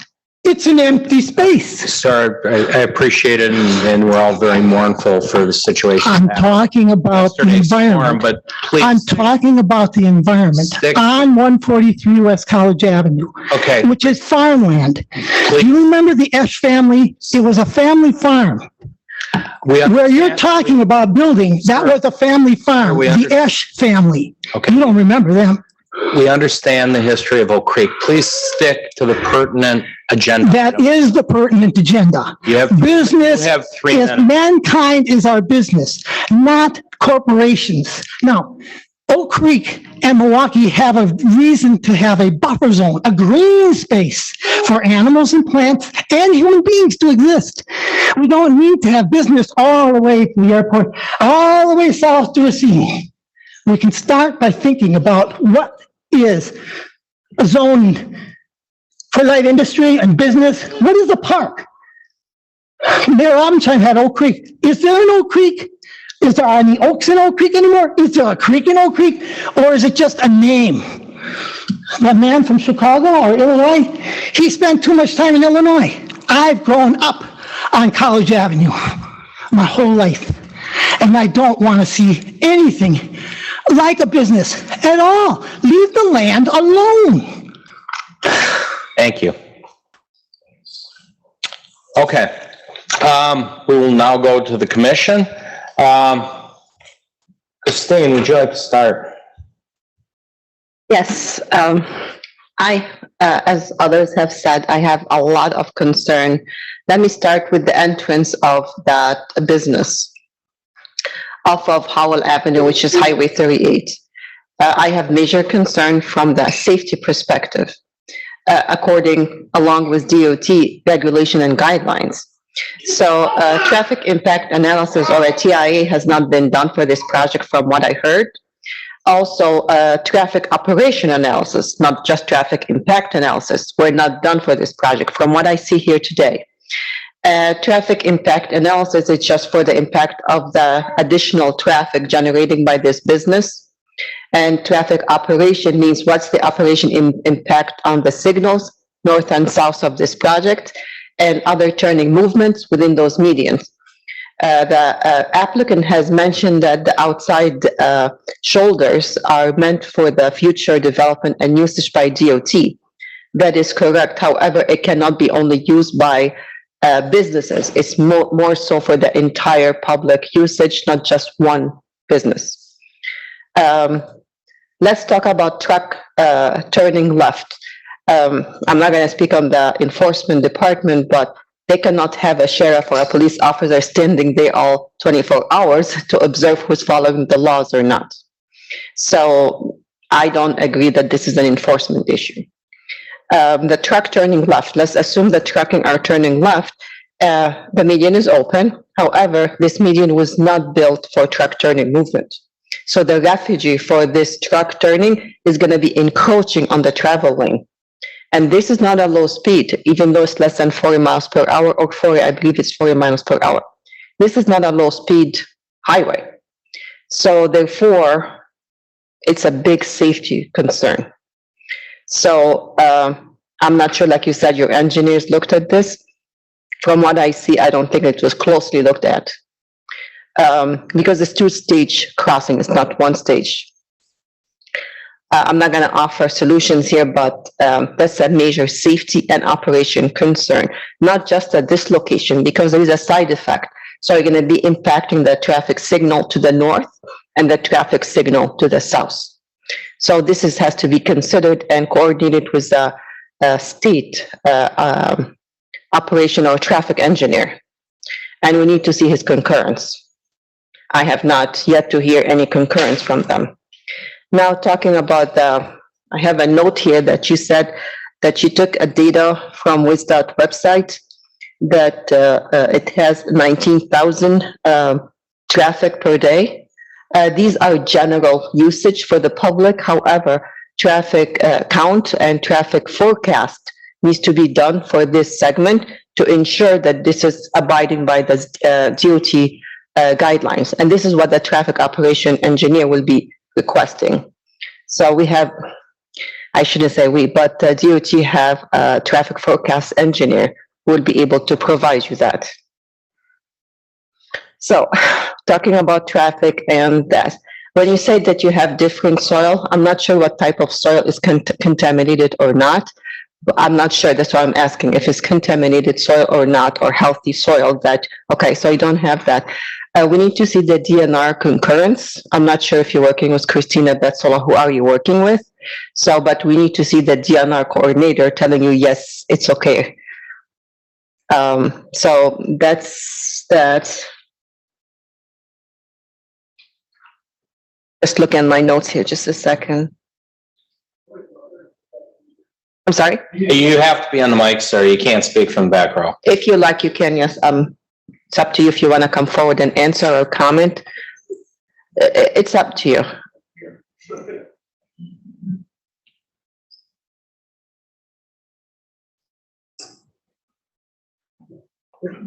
Okay, and yes, one last comment. Actually, two.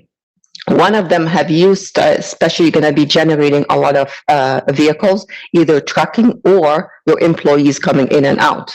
So what is the impact of those vehicles on the current residential neighborhood? Because we need to make sure that they don't circulate certain local roads, okay, and may cause safety concern for crossing pedestrian or vehicle, children playing in the front yard that is not built for that type of movement. Okay, so this is another safety concern. We have to have documentation and analysis providing that. One more, when you say you have trucking coming off the 94, those ramps are being developed and studied for a certain number. So you have to coordinate with the state freeway group to make sure that the entrance and exit for those ramps are abiding by DOT requirements. So this is another one that you need to look into. This far from all what I have seen, you have not provided any of this. Yeah, so if I may, everything you just mentioned there would be encompassed in a traffic impact assessment. What I mentioned earlier on, the reason why we do not have one at this stage, they are very costly. We've done preliminary discussions with WSDOT and with traffic engineers. That's how I got my numbers. It wasn't from the website. It was just from being able to contact them and get the baseline data that way. May I ask, who have you talked to at WSDOT? Jordan? Okay. Happy So to get you that need to be talking to Art Bauman. Art Bauman, he's a state traffic engineer for the region. Yeah, totally understand. And again, that's something that we plan on doing. We just Okay. want to get some comfortability with direction about where the commission is leaning before we make that significant investment for that next stage. I do want to highlight that median curb cut is not a traditional median curb cut. It's designed to have cars go like this. So it's not designed for like complete movement through the median itself. It's, if you look at it, it's kind of offset, right? So it's designed to have cars turn left across it, and then cars make that move as well, not necessarily to come out from a boulevard entry like we would have. So we could align that exit so that it really forces cars to make a right out of the site, because the median itself would physically block it. There's also potential in working with WSDOT, and again, it is a WSDOT road, to rework that median in a way that is more conducive to our project itself and address your safety concerns that way. So you're right. However, again, the median is being designated to kind of have direction where the turning movement in. It's not just an open median, but I'm not sure if I've seen a turning movement showing trucking making that turn and it's not encroaching on the curb and gutter, For sure. destroying it with multiple turns. For sure. The one thing, and I haven't seen that as well, but I have seen how long the lane is, the deceleration lane is to turn, at least left. It is very long, much longer than a traditional car median and turning would be. And I know that that's somewhat speculative, and I know a traffic assessment would speak to that, but based on empirical analysis, and we've worked in industrial parks across the Midwest, when you see something that long, that means that whoever traffic body was planning for some heavier movement through that area. That's just an indicator to us. And again, why we flagged this site as pretty valuable and really well suited for this type of development. One last question. Have the airport shown any interest for that type of business you are providing, since you mentioned the airport? Yep. So there is a master plan the airport has come up with. It's online. Anyone can look at it. It talks about the expansion of the cargo capabilities.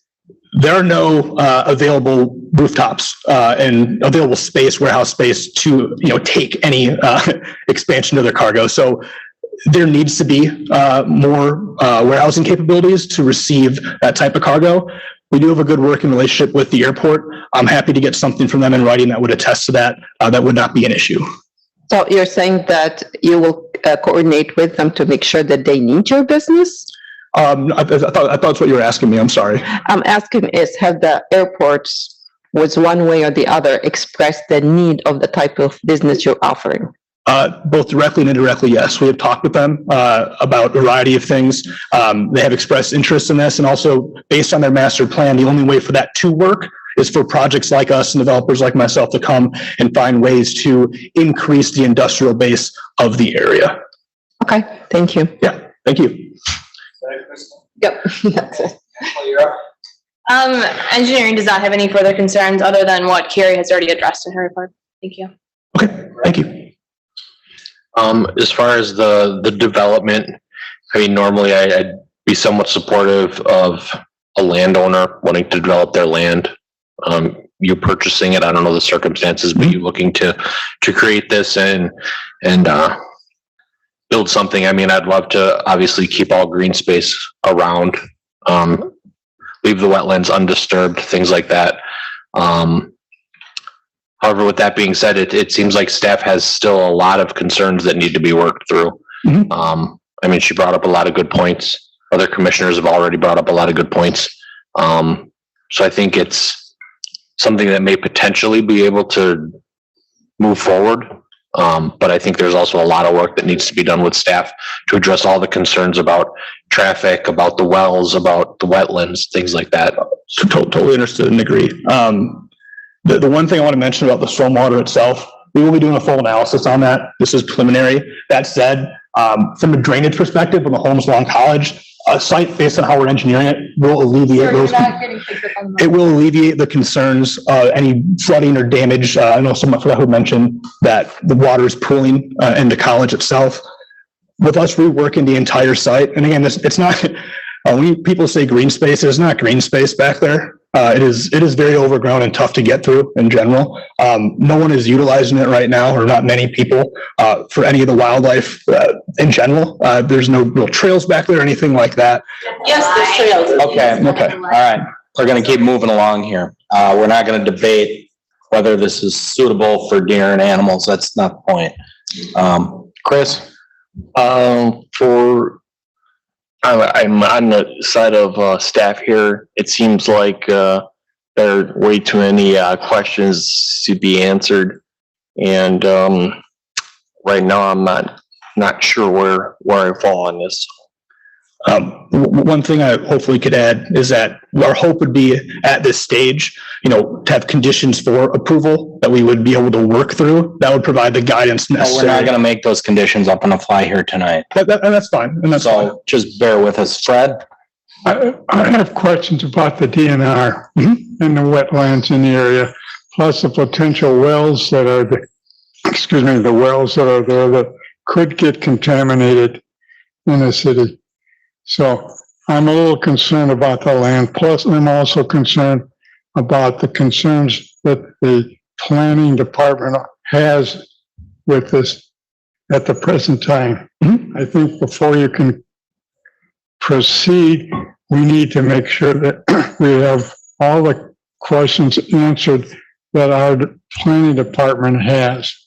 So they kind of promote us of telling what they would like to see, and we support that. And if they're not totally supporting on this project yet, I think we need to go back to the drawing board to make sure those questions are answered so we can proceed with this project. Yeah, and the hope would be that hopefully the presentation day alleviated some concerns and addressed them. I'm open to having a sit down with the staff to go through item by item to work through this. Again, a lot of the stuff is I cannot give a definitive answer until we pour, $50,000 to $75,000 back into this to figure that out. You could put me in a bit of an awkward spot, as you can tell, coming up with those funds with not knowing where this is going to land. I understand your concern, but we also have concerns for the 100%. city and the city itself of how we're getting our plans organized and put together. 100%. Okay, Chauncey? I do have a couple questions specifically to the residents' comments or inquiries. So could you provide more information or feedback to the residents as well as the Plan Commission in regards to the noise suppression, water runoff, water well contamination, etc.? As far as the water well contamination, I can't totally speak to that right now. I do know that we're be using bioswales and things of that nature that have natural filtration abilities. Correct, Jordan? So the correct assessment. I'm not an engineer, so bear with me there. We will do a deeper dive into the actual stormwater once we, go forward. Again, it's a very costly endeavor. Now, we would not be doing something like this if we have not done it in the past. Right, and did not know it was possible to do in the future in a safe and productive manner, both for us and also the public themselves. With regards to noise, obviously our project will create more noise, right, than a vacant piece of land, right? There's no debate there. Any development on this land will create more noise than the vacant piece of land that is there right now. Now, what we can do, right, is offer a solution that does improve the land itself. And we work as in our best capabilities of minimizing any negative externalities to the site. Now, we do that through berming. And I know a gentleman said that does not work. We can talk with sound engineers and we can prove that out. We've done this on various other projects. Berms do work. They essentially swallow up noise. The best way actually to reduce noise emissions from a site is to build up land berms.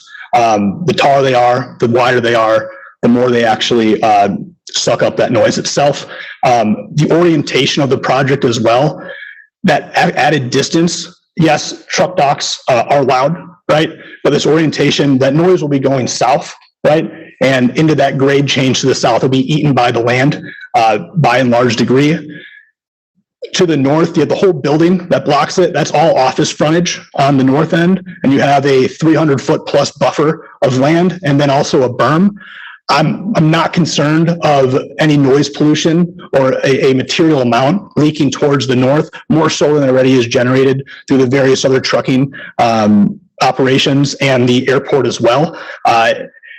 We're minimizing as much as possible. This area itself is highly industrialized already. There's mention of the UPS and other facilities, terminal facilities like that. That's a way more intensive use than what we're proposing here today. This is going to be a warehouse type use. It is not a terminal operation. It is purely for a warehousing type tenant to come in, take some of the space, be able to store and distribute some of their goods. This is not a truck terminal. I'll see you still have the floor. I just want to make sure I'm understanding what you're asking for. So because you've identified certain funds haven't been spent, because you're looking for direction on kind of where to go from here. Mm-hmm. So is your idea or plan today just to get feedback versus actually getting a conditional use permit and possibly get further detail or follow up on the details you received from planning, as well as meet with the residents so you can get feedback from them as well and then design this accordingly? Obviously, it'd be great to have conditional approval. I'm not expecting that at this point, given the feedback of both the public and yourselves. What I would like, it would be great if we had an actual concrete path forward, that if we do X, Y, and Z, we satisfy X, Y, and Z concerns in a reasonable manner, that there is a clear path to getting approval. That's something that I would very much enjoy. I'm happy to speak with everyone here and address their concerns individually. Again, there's certain things that come with any type of development. There will be increased traffic regardless of the development. There will be noise as well. What I can promise and what we can do is try to minimize that externality as much as possible. I'm happy to work with them and generate that feedback and try to find some type of compromise middle ground. Because again, this type of parcel, if the community wants it to be developed, this is the highest and best use. It really is. And really the only thing that's feasible back there with those grade changes in wetlands. We're trying to preserve as much as possible. Again, trying to keep only impacting up to an acre. That's our goal. Actually keeping it under an acre per DNR requirements. So yeah, I hope that answers your question. So with the feedback you've received, is that clear? Because you're saying you're looking for a clear path moving forward. So are you looking for some additional information besides what was given to you by planning as well as the residents? Or do you have additional questions I should ask? I personally have any additional questions. If there was a formal path that this commission does, that'd be great. Again, I've heard everyone's comments and concerns. Obviously can't communicate directly with every resident, but I'm happy to answer questions. My email is on the slide itself, so everyone has that. I'm happy to respond as promptly as I can. What I don't want to happen is we go through this process again, I address concerns, and then the same type of concerns, even though after I address them, might still persist, which we have seen in other communities as well.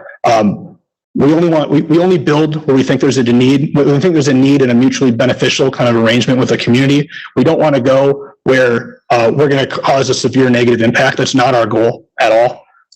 So that'd be my thought there, is that, again, we want a path forward to actually get something approved.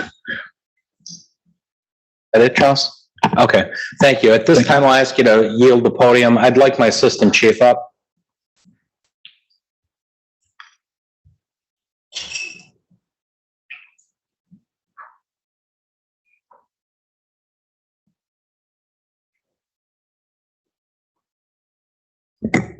Good evening, Mayor, Commissioners. I'd like to just express a sentiment from staff as well. We do have some concerns. It's been a long day yesterday with our access to the site. So there's some things that have been give some information that we may have some turntable access, but we want to vet that and make sure that's appropriate. That's one of the significant concerns of what the size and scope of this project is that we are able to access it.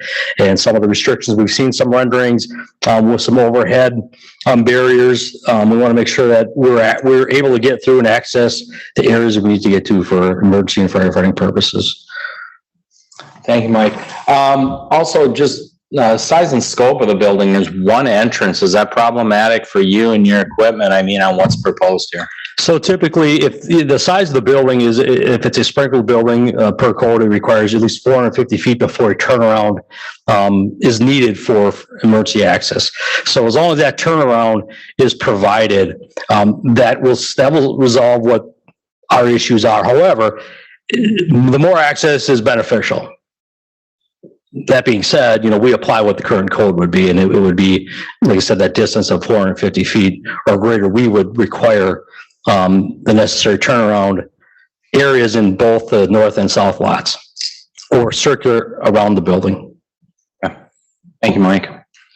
Okay. I'll go on with my concerns, and the commissioners had very valid points, and I appreciate all the input from the residents and the applicant as well.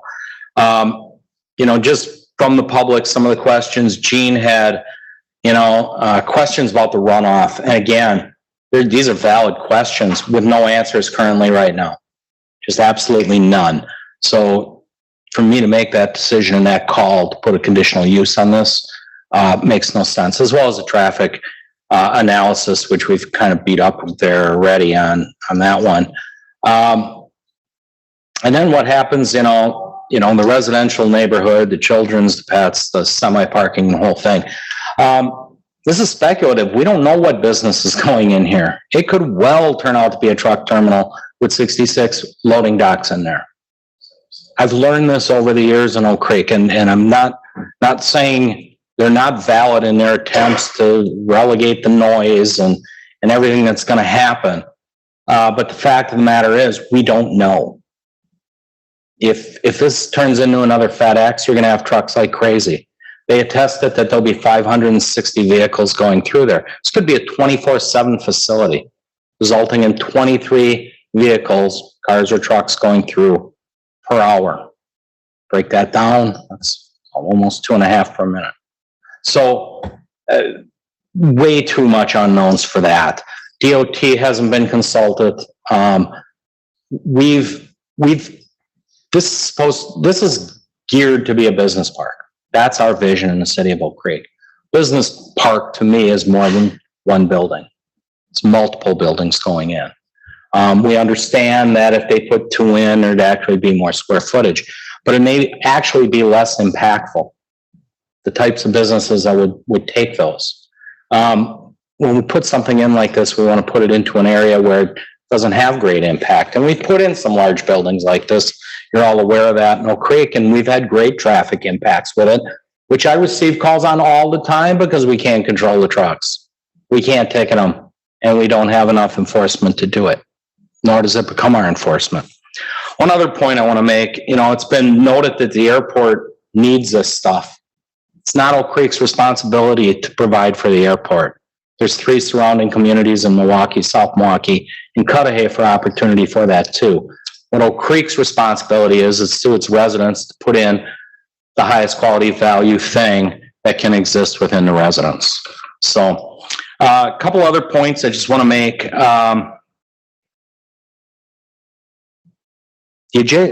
Let's talk about the adjacent properties, because that's why most of you are here.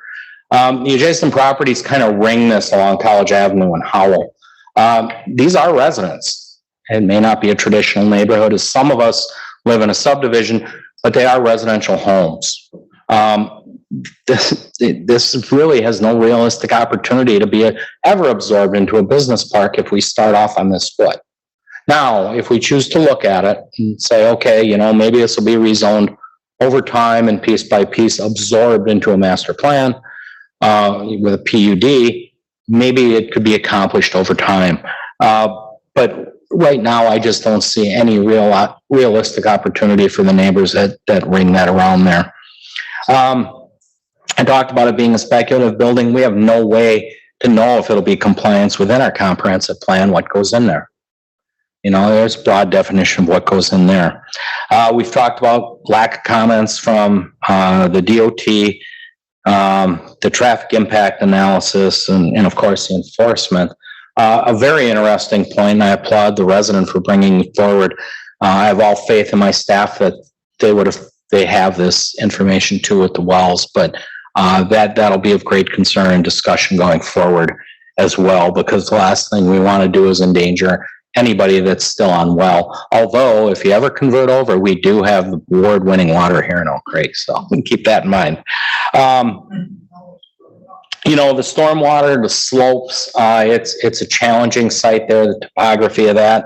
And again, we realize it is overgrown and it kind of is what it is, but if it has to stay that way for the time being until it becomes what it needs to be appropriately, that's the way it's going to be.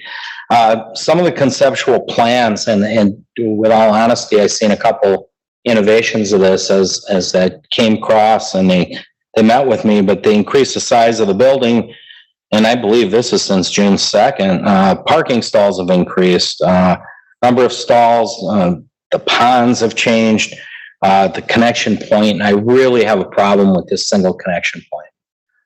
With them 560 cars coming in. And again, think about it. If it ain't 24/7, we're going to compact them 560 into a 12-hour day. That really sends multiplier up.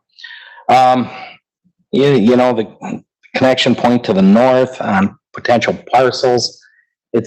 I know they show the road going there, but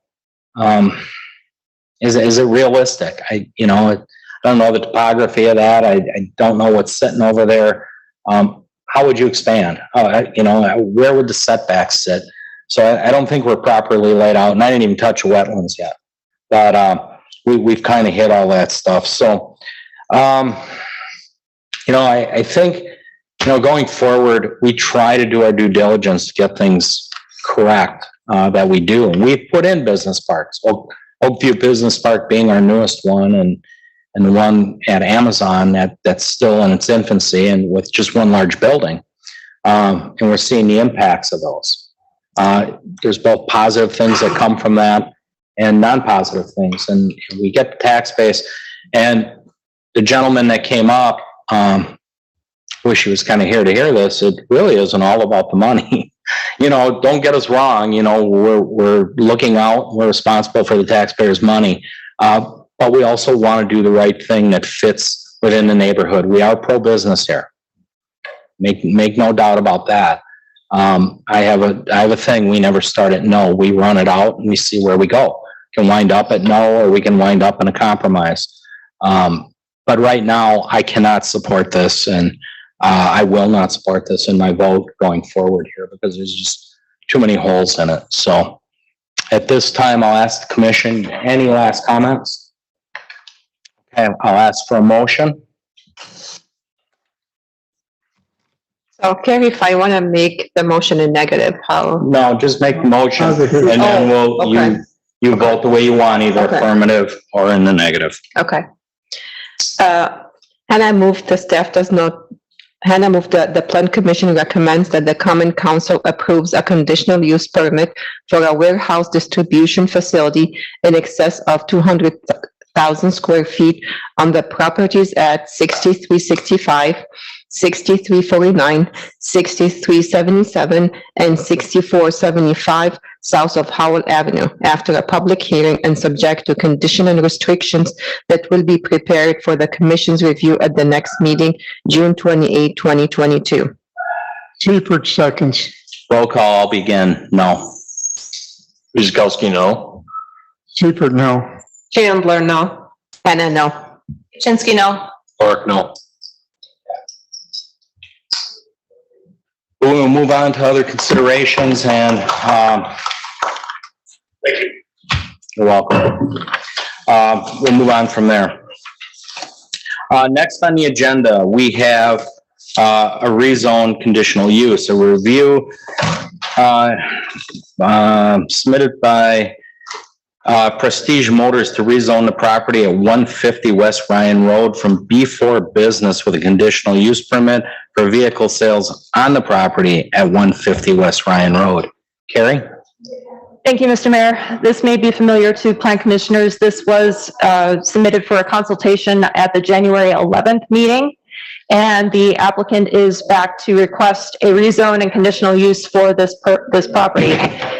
The current zoning is B3. This is the former Educators Credit Union facility, and what they are requesting is B4 highway business with a conditional use permit for vehicle sales. They do wholesale and online. There are no changes to the existing floodplain boundaries. There are no changes proposed to the existing wetlands on the property.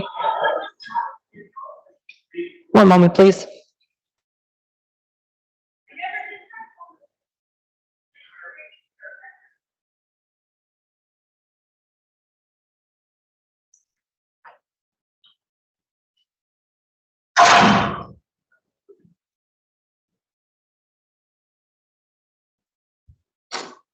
My apologies, and thank you for your patience. We are here today to discuss the proposal for a conditional use permit for the online wholesale auto dealership for this particular property. It does involve a redevelopment of this property. As I mentioned, it is the former site of the Educators Credit Union.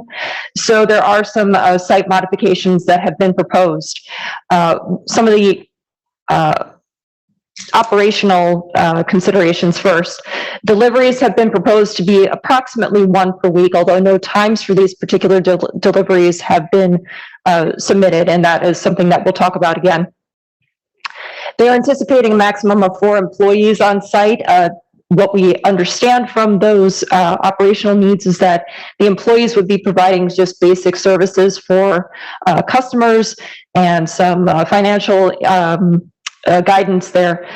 This is not as far as we are aware, this is not an opportunity for your traditional dealership sales to occur, as the transactions would occur online. However, they do have hours of operation that they propose to be between 8 a.m. and 6 p.m. Monday through Saturday by appointment.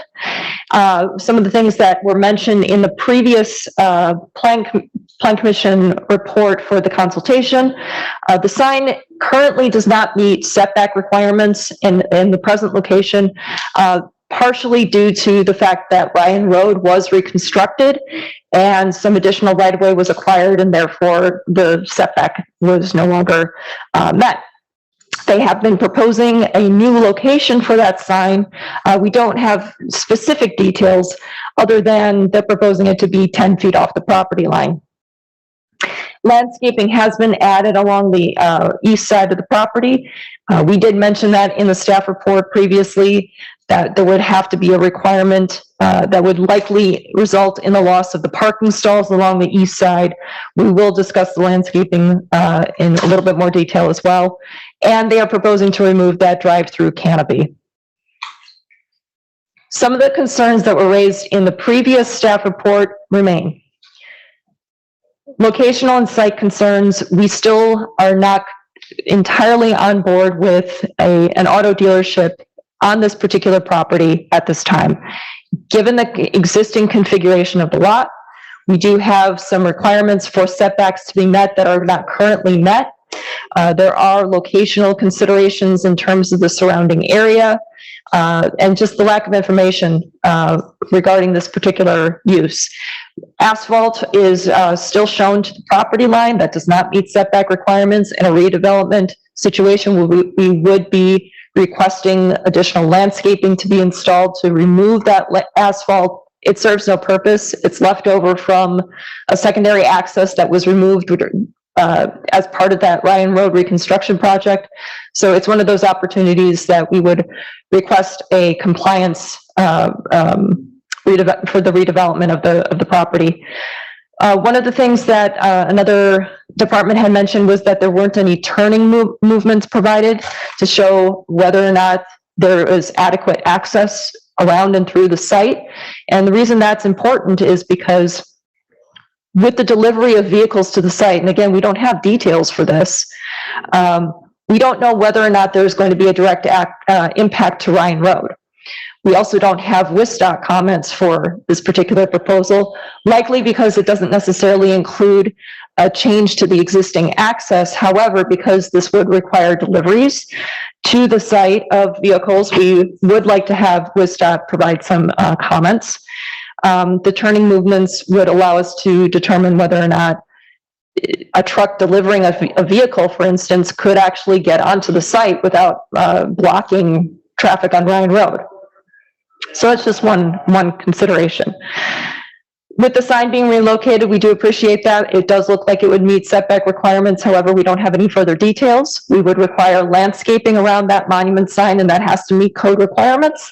The sign could not be out of compliance in terms of the size allowance, etc. And while that's not a requirement for a conditional use permit at this time, it's something that we just want to make the applicant aware of should this move forward. Going on for the landscaping, we do have a preliminary landscape plan showing the east side that would have a buffer in it, but we do have requirements for that buffer. It has to be a certain width. It has to incorporate a certain landscaping element per the code, and those particular items would have to come during site and building plan review. But the concern is whether or not that what they're showing is a reservation that would be sufficient for code. Not something that's insurmountable, but it is still a concern. And again, with details for the operation of the site itself, we do not have any specifics or any estimations for how, when, and how many deliveries to the site for vehicles themselves. They did say that they were anticipating about one a week, but how many vehicles is that at a time? When do those deliveries occur? Is it during the hours of operation? Is this an after hours thing? Again, how many at a time? And is this going to be a storage situation? Are they going to be stored on site for a specific amount of time?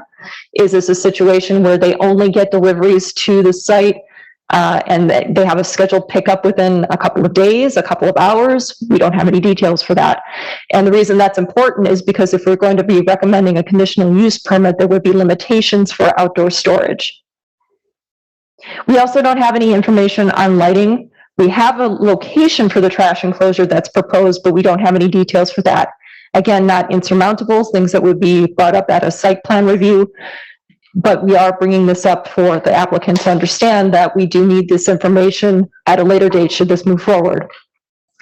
We previously heard that there would not be any repairs or detailing done on the site, save for maybe vacuuming the vehicles. But we do need to make sure that that is not something that is being proposed, because again, that's a consideration for this conditional use permit. So the impacts to the site, again, we are not comfortable recommending approval at this point due to these outstanding concerns, particularly for the traffic and the site movement. The other items are really kind of consideration for the neighborhood itself. And then the rest of the items would really be something that would be addressed during site plan review. So while we do not support approval of the request, we do have a suggested motion should the Plan Commission determine that they would like to move this forward. Mr. Mayor. Thank you, Carrie. Before we go to the commission, applicant, would you like to wait for questions or would you like to come up, sir? Anybody? Okay. We'll go right to the commission. Tracy, you want to start us out? Sure. I do have a question for the applicant.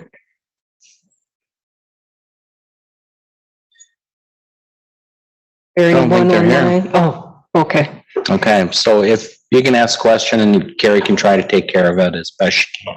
Okay. Well, my question was their feedback on all of Carrie's concerns or planning's concerns. Have they provided any feedback? I have not received any correspondence from the applicant since the staff report was written. Okay, thank you. Ed? Yeah, does the applicant own the property now? Yes. Okay, Thank you. Yes. I think, it's just gonna be too tacky. I just don't think, when I think of used car, and I mean, when I look at, there's some other ones along 27th Street that just, it just doesn't, it's not the image of Oak Creek that I would like to present, so I wouldn't support it. Okay. I think during the January 11th meeting, if I read that right, I said I could support something like this. It seemed like people ordering cars online and this was only the pickup location. But to the staff's concerns, how are they being delivered? Are they coming on a semi vehicle delivery truck? Where are they going to go? Because they can't unload on Ryan Road. And there's just a lot of unanswered questions. Again, we've had before where the applicant doesn't show up to answer them. So I will give them the benefit in case something happened, but I feel they can come back with more information. Ashley? No further questions from engineering. Thank you. I concur with others. I don't think that's a suitable location for this type of business, hence all the businesses surrounding it. So I would not support that, no. Okay, thank you. I'll back staff on all their concerns going forward. There may be better locations for this, and to reiterate, Chris, there's many different type of car lots. Some are, even if they're used cars, are done very well, and other ones, they pack them into the gills. Every single spot is taken, and they're bumper to bumper, and you can't even move through the things because they're bringing them in so fast. But I do think it's a relative concern being on a state highway. Are they coming in on haulers, or what's happening with these things? So I'm with staff on this one. I think I don't support this one going forward right now. So if there's no further discussion, motion? Seifert moves that the planning commission recommends to the common council that the property at 150 West Ryan Road be rezoned from B3 office and professional business to B4 highway business. No change to the floodway or the flood fringe district, with a conditional use permit for vehicle sales. After a public hearing and subject to conditions and restrictions that will be prepared for the planning commission's review at the next meeting, June 28th, 2022. A question, Mayor. Since the applicant isn't here, similar to another item that we had last time, should we hold it and let them come or vote on it? Okay. Oh, I think if we can't get our answers, they can reapply and come back through if that's the case. Am I correct in that, Carrie? It's up to the plan commission how you wish to proceed. You can place it on hold or you can vote. Oh, we already have a motion on the floor. I'm waiting on a second, but the motion has been made, so we have to go with that. So the motion right now is that the plan commission recommend to the common council acceptance. So. Hannah will second. Go for it. No, Go ahead. Hannah second. Okay, so we have to finish our motion. So, roll call. Chris, would you begin, please? Guzekowski, no. Seifert, no. Chandler, no. Anna, no. Shinsky, no. Lorick, no. Davidge, no. Okay, that will get us to 9E, which is plan review site building landscapes and related plans for global schoolware for a single tenant office and warehouse building at 200 West Oakview Parkway. The tenant has asked for a hold on this. No, actually, I think there's a bit of miscommunication there, but I do support this being held, and let me explain why. The staff report has recommended that this be held for a couple of reasons. But to add to those reasons, this afternoon we received an email from West Park requesting that if we recommend approval, that there be a condition that the association that manages the park, that everybody needs to be part of, that they have an opportunity to review and issue their requirements for the plans. Apparently that didn't occur prior to this meeting. And there is some indication that there would be changes required. So that gives staff even more pause with moving this forward. The other portion of that is that we received comments from DNR on June 8th regarding this proposal. And I'll just kind of briefly go over the fact that it's typical when we get a development that has potential impacts to wetlands, and we mentioned this earlier tonight, that we receive some kind of indication from DNR about what their path forward is going to be. Are they going to be recommending approval? Are we confident that they're going to be issuing some kind of fill permit? Do we know what the concerns are? You know, even if it's not a complete fill, but a partial fill, we do have some level of confidence that something is going to be coming down from DNR that will support the project moving forward. What we received from the DNR is the exact opposite.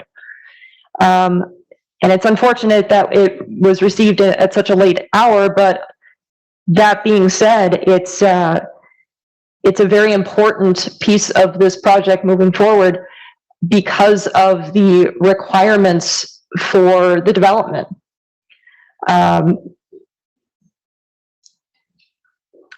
We only present a condition for DNR permits to be submitted when we have that level of confidence that they're going to be approved in some regard. And it's in a way that wouldn't wholly affect the approval of the plans moving forward as well. DNR has provided comments to suggest that they will either not approve or require significant changes to the plan before they approve. And without knowing exactly what that decision is, it directly affects your review of this proposal. You could recommend approval of the plans as presented, and then the DNR comes back in with a completely different review that would require significant changes. So it would either be we have conflicting approvals, or they would have to come back at such time that those comments can be incorporated into the plan. It would be brand new before you. It would be, in staff's opinion, less confusing, and it would be a lot more straightforward if we had those comments before we proceed. That being said, we can review the plans that have been presented to the Plan Commission this evening for your consideration. The Plan Commission does have the authority to recommend approval, subject to conditions, or you can place this on hold. If you would like me to give an overview of the project, I am happy to do so, but I would like the Plan Commission's feedback on that. Just to put the project on hold. I would too, till we get the appropriate information. And again, this one differs greatly than the last one because that was a use. I have two questions though. Yes. So I was reading on page 3 of 6, that top paragraph there saying that the DNR has provided already comments. So I heard also you said that they have some changes that they want to further evaluate before they provide their responses. So does this mean that they are not going to unless they see those revisions, or what does this mean? That was included in your packet as the email correspondence, and it's from Ryan Pappas of DNR. And it was to Rupesh and Liz at JSD. And again, we have never seen, at least I have never seen in my 9 years with the city, this type of response from DNR on a proposal. Taken aback a bit. And again, we were already into writing the report when we received these comments, but when we read these comments, it's pretty clear to us that DNR is not going to issue any comments until they are satisfied with the information they've received and they've given specifics about what it is they're looking for. We don't have any level of comfort one way or another what their decision is going to be. So, that's why staff is recommending that this be placed on hold. About the Army Corps? We don't have any correspondence from them yet. We have to yet to wait for them, correct? They have jurisdiction, we don't know. We don't know whether or not they're going to claim federal jurisdiction over the wetlands. We suspect that since they were copied by the DNR specifically, that they will have some comments. Here, very quickly, the applicant's indicating. Would you like to speak, sir? You got, yep, you got to come up to the podium, name and address, please.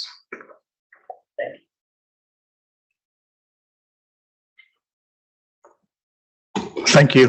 Rizal Iskandarsa, GSD Professional Services. I am the site civil engineer, and I've been involved with the Oakview Business Park since the beginning in 2013. Yeah, that was when it was finished. So fairly familiar with the site and all the development on site. So we did make an application with the DNR for a general permit fill of less than 10,000.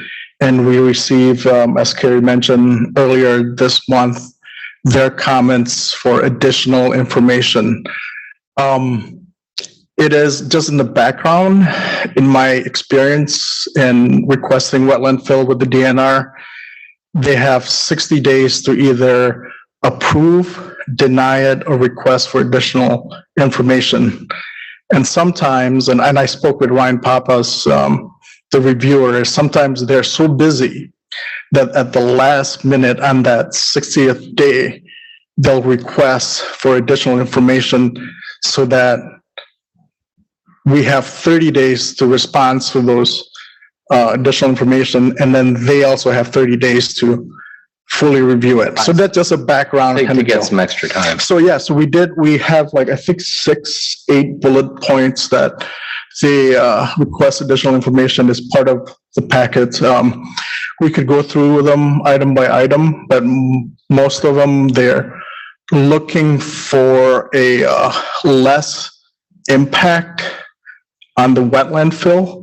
And a couple of them, so then something that we'll need to work with staff is, this side is a PUD. As you know, it's a plan unit development back in 2013. It follows that ordinance in 2013 with 0 wetland setback. The new ordinance, the March of this year's ordinance, has a 15-foot no buffer, I think it's the term, and then a 15-foot setback. So, excuse me, one of the items Ryan mentioned is they much rather have us not fill those wetland than try to follow the current 15-foot setback. So they much rather have us have minimal impact on the wetland instead of filling it just to meet a setback. Because I think if in the layout, there's some fill that we request to the wetland to meet the 50-foot setback. So basically we're moving the wetland by filling it and then meet the setback, but they much rather have us not move that wetland and not fill it. That makes sense. So those are some of the items we have. Again, we have 30 days since that, from that June 6th or June 8th date to reply. And as far as Carrie mentioned, how they feel about it, they won't, I mean, I can tell you, but it's not on paper. We're positive about it. Let's just say that, but they're not going to show their cards how they feel about it on paper. So that's, and I'll be happy to answer any question. So the pertinent thing in the end is to hold and bring it back when those questions are answered. Sure. Yeah. Okay. Thank you, sir. Appreciate it. Any other questions? Sir? Can I add one more thing? Yeah, so I just one more thing. So I've been like I said, I've been involved with the whole business park. We had the same situation with Arena, where we fill a wetland there. And again, at that time, the decision wasn't finalized at that time, and it became like a condition of the approval of that specific site plan for the arena development. Just thank you. Thank you. Name and address, please. Hi, my name is Greg Prosson. I am with the Consortium AE. We're the design professional on the project, 893 Golden View Court, Oconomowoc, Wisconsin. There is a commitment outstanding right now to deliver precast to this site in approximately mid-September, September 16th, I believe. And with the recommendation for hold, I guess our question to Carrie and to the Plan Commission is, do you think we can meet, let's take the DNR issues off the table. Do you think we can meet that with the current hold scenario in trying to get back into the Plan Commission calendar quickly? It's as quick as you can get responses and plan changes as necessary from the DNR. I mean, like I said, just take the DNR off of that for a second. There's some aesthetic issues, I think, regarding the exterior of the building that you've raised. If we can address those, say in the next week, could we make the next Plan Commission cycle? the hold is going to be more for the DNR's response though. Understand. So once you get the response from DNR, we can work through the other issues that staff have raised with regards to, the building materials or the design of the building. Those are things we can work through. Okay. But the DNR is really going to be the key of it. So the sooner you get that response and the sooner we come to a conclusion on that, we can get you on the next Plan Commission meeting following that. Great. Thank you. Congratulations on getting precast. Okay, we are on E. Hold it. Yep, you need to make a motion to hold. A motion to hold. So, anybody like to go? Yeah. Guzikowski will make a motion to hold, item 9E until, Don't have to say it until, just hold item 9E. as stated, hold 9E. Seifert seconds. Roll call, and Fred, would you begin? Seifert, aye. Chandler, aye. Anna, aye. Shinsky, aye. Lorick, aye. David, aye. Guzikowski, aye. Okay, now we're getting somewhere. Item F, plan review site. Review site, building, landscape, and related plans for Revell Investments for revisions to the clubhouse on the site at 441 West Ryan Road. Carrie? Thank you, Mr. Mayor. Plan commissioners may recall that there was approval for a 4-building multifamily residential development on this property. And as part of the conditional use permit, there was a requirement for the clubhouse building to be a maximum of 17 feet in height in order to meet code requirements. And this revision is coming back to you because in meeting that height restriction, there was a little bit of a change to the architecture for the building, and there were a couple of changes to the site plan as well. So this looks pretty familiar. The differences in the site plan that we're talking about, there were this playground feature and a water feature that were originally south of the clubhouse, and that's been moved north to be right across from the 2 northern buildings. No real concerns with that. It did have some impact to the parking area as well. Need to make sure that all parking areas still meet setback requirements per code. So I'm not sure if that's going to require any further changes to the plans, but we do still need to maintain those required setbacks. As far as the architecture of the clubhouse is concerned, pretty much mirrors the same materials that were proposed in the original design and for the other buildings. Staff have no concerns for it, meets the height restriction. So we have no concerns with moving forward with this particular approval. Again, we need to ensure that all of the relevant code requirements are still maintained, and we still need to adhere to the conditional use permit requirements. Same thing for the brick and stone. That's also part of the conditional use permit requirement. Same with the fire department requirement to review all of those outdoor grill areas. If they're going to incorporate propane or gas, those are things that they need to review as well. So that is a suggested motion on the screen for approval with all those considerations in mind. Mr. Mayor. Thank you, Carrie.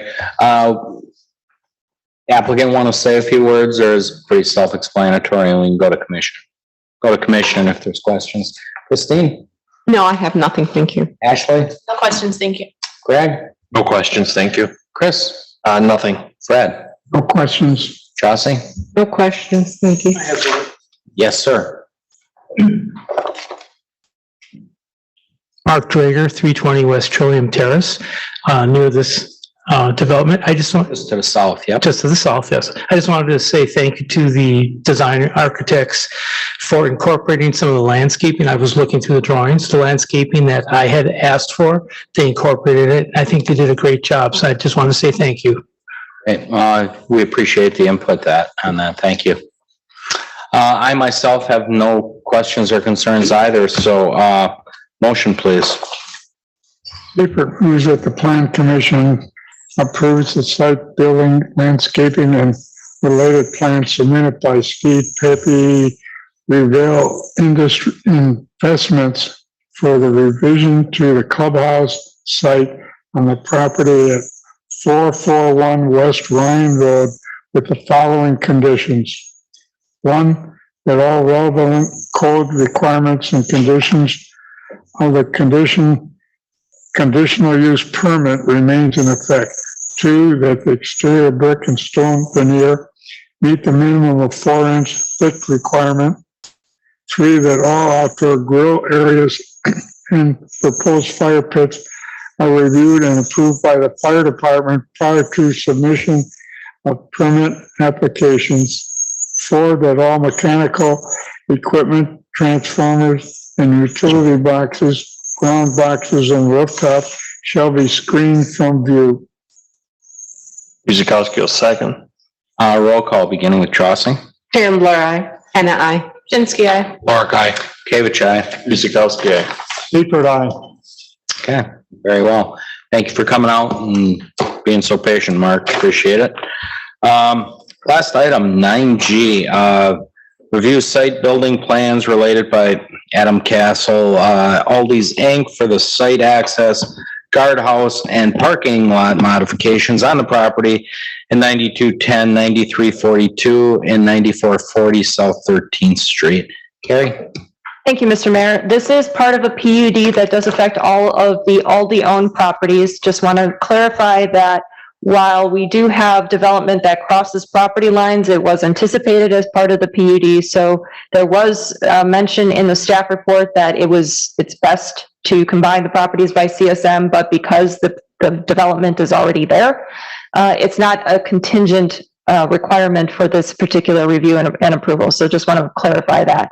This is a proposal for new and upgraded accesses to that site. The new access point will be on the northern end off of 13th Street, and that's to access existing employee and visitor parking, and that will be expanded, the parking area there.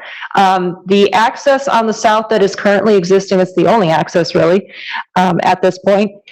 The apron and the actual approach onto 13th Street are not changing. However, once you get onto the property and past that, they are expanding those truck lanes to 4 wide. And that is part of an overall redevelopment of the truck parking area down there as well. The existing guardhouse and restroom buildings will be demolished, combined into one, and moved farther east onto the property. The existing truck scale will also be removed, relocated to the south side of the existing employee and visitor parking that's southernmost on the property. That entry point that is currently there will be closed off, that median extended and landscaping expanded there. So that's pretty much where the scale is going to go. This is the proposal for the northern access. Again, this is on 13th Street, so that's controlled by Milwaukee County DOT, and all access approvals would have to be copied to the city as well. Not sure what they're going to say about turning left onto 13th Street, so that will be at their discretion, of course. The expanded parking area, staff have no concerns for it as proposed. The expansion is for roughly a net of, I think it's like 60 stalls thereabouts. And again, this is for employee and visitor parking, and the intention is to separate this traffic from the truck traffic, makes it a little bit safer. So staff really appreciates that. There is also going to be an expansion of the existing pond there No concerns raised at this point. However, please work very closely with the engineering department to ensure that all stormwater requirements are met with that revision. So on the south side, this is what we're talking about with the expanded truck access to the site. This area here, where they are filling in some parking stalls, currently there is an access point here, if you can see my cursor. That will be closed off, this median extended, and these parking stalls infilled. And then the only remaining access to the south parking lot would be here, really not intended to be used as a primary access point. Again, we're going to be asking everybody to be using that new access point on 13th Street North. This is where the proposed truck scale is going to be relocated to. The intention here is for trucks to be exiting this site in this location, although the occasional, passenger vehicle may escape out there as well. The location of the combined guardhouse and restroom facility, again, further into the site on the east. And then the parking for the trucks that is expanding on the east is located in an existing area, although they are expanding it further south, and that does require some modifications to the existing landscape berms. However, they have provided some plans that will include development of new landscape berms to ensure that that is still a buffered area. There might be some requirements that would be revisions required to those landscaping plans in order to comply with code requirements, to make sure that we are still meeting those slope requirements, and to ensure that we are maintaining the intent of those buffers, which is to provide some screening. We're not anticipating that there would be major modifications to those landscaping plans, but just, enough to comply with code, and as I mentioned. These are the elevations for the guardhouse and restroom facility. Materials are going to be CMU in two different kinds. The windows are going to be, as far as I know, they're not spandrel, but there's no concerns with that either. This is the main entry for it, and it's going to be, the main entry is distinguished with the canopy. These are the entry, or my apologies, these are the north and south, no, I'm sorry, east and west elevations. Orientation is horizontal. And here is the other elevation, just again showing you where the entry doors are as opposed to those for the restrooms. Staff have no concerns with these proposed plans, and again, with the minor modifications as mentioned in the conditions of approval, there is a suggested motion for the Plan Commission's approval for consideration. Mr. Mayor. Thank you, Carrie. Before we go to the commission applicants, would you like to say anything or wait on questions? Appreciate your patience tonight. Okay, Johnston, you want to start us out? No questions, thank you. Oh, come on up, sir.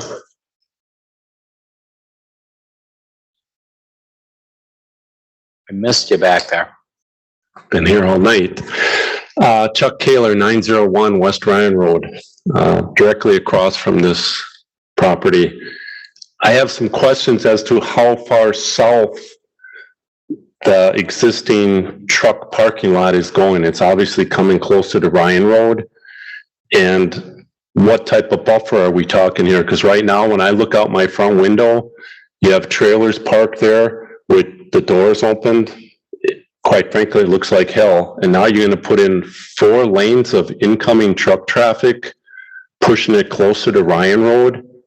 I've got some concerns with that. Carrie, can you scale anything there? Or I am guys, can you help us out back there? I'm bringing up the landscape plan. You've got a retention pond there right now. How close to that existing retention pond are you coming with your new parking lot and trailers going to be fronting Ryan Road now? Parked? Name and address, sir. Mark Seidel, Pinnacle Engineering Group, 20725 Watertown Road in Brookfield. Yes, we provided civil engineering services for the project and landscape plan services as well. So the new south parking field expands approximately 35, 40 feet south, using approximate numbers because there's some curvature to the roadway. So I'm going to just say 30 to 40 feet roughly. As for the screening, we're providing, or we're showing on our plans, berming that's equal to or higher than what is out there today. In addition, we're providing berming further west than what is out there today. So now you'll see berming that'll go along the new 4-lane entryway as well. We also show our landscape plan that has numerous evergreens, canopy trees, etc., to try to screen this the best possible way possible. You'll be more than happy to work with staff just to make sure that everything's up to snuff. That answer questions. So this berm you're gonna build is gonna have some landscaping, i.e. evergreens, not arborvitae. And you have some nice trees on the property right now, close to Ryan Road. Same type of landscape plan going on, or what's happening? I keep playing switcheroo with you here, right? Yes, so we did provide the landscape plan that does offer a couple different species of plants that are native to the area that are drought tolerant, right? I think we do call it evergreen trees with different types of canopy trees. So I do believe it's going to be very similar to what's out there, today. But then also, the street trees along 13th and Ryan, there's numerous of those right now today. And those aren't being touched. So you do have that additional level of protection closer to the roadway itself. Other side of the detention pond. To the south side, yeah. Mm-hmm. I guess my only other concern is, are the 4 truck lanes of traffic needed? Obviously, you're expecting an awful lot of business, because when this building was built once upon a time, I was here and we were told not going to be 7 days a week. And the owner of the property kind of gave a wink to his consultants when he left. Well, that changed drastically because it's running 7 days a week. So there's 4 lanes of truck traffic. What does that mean?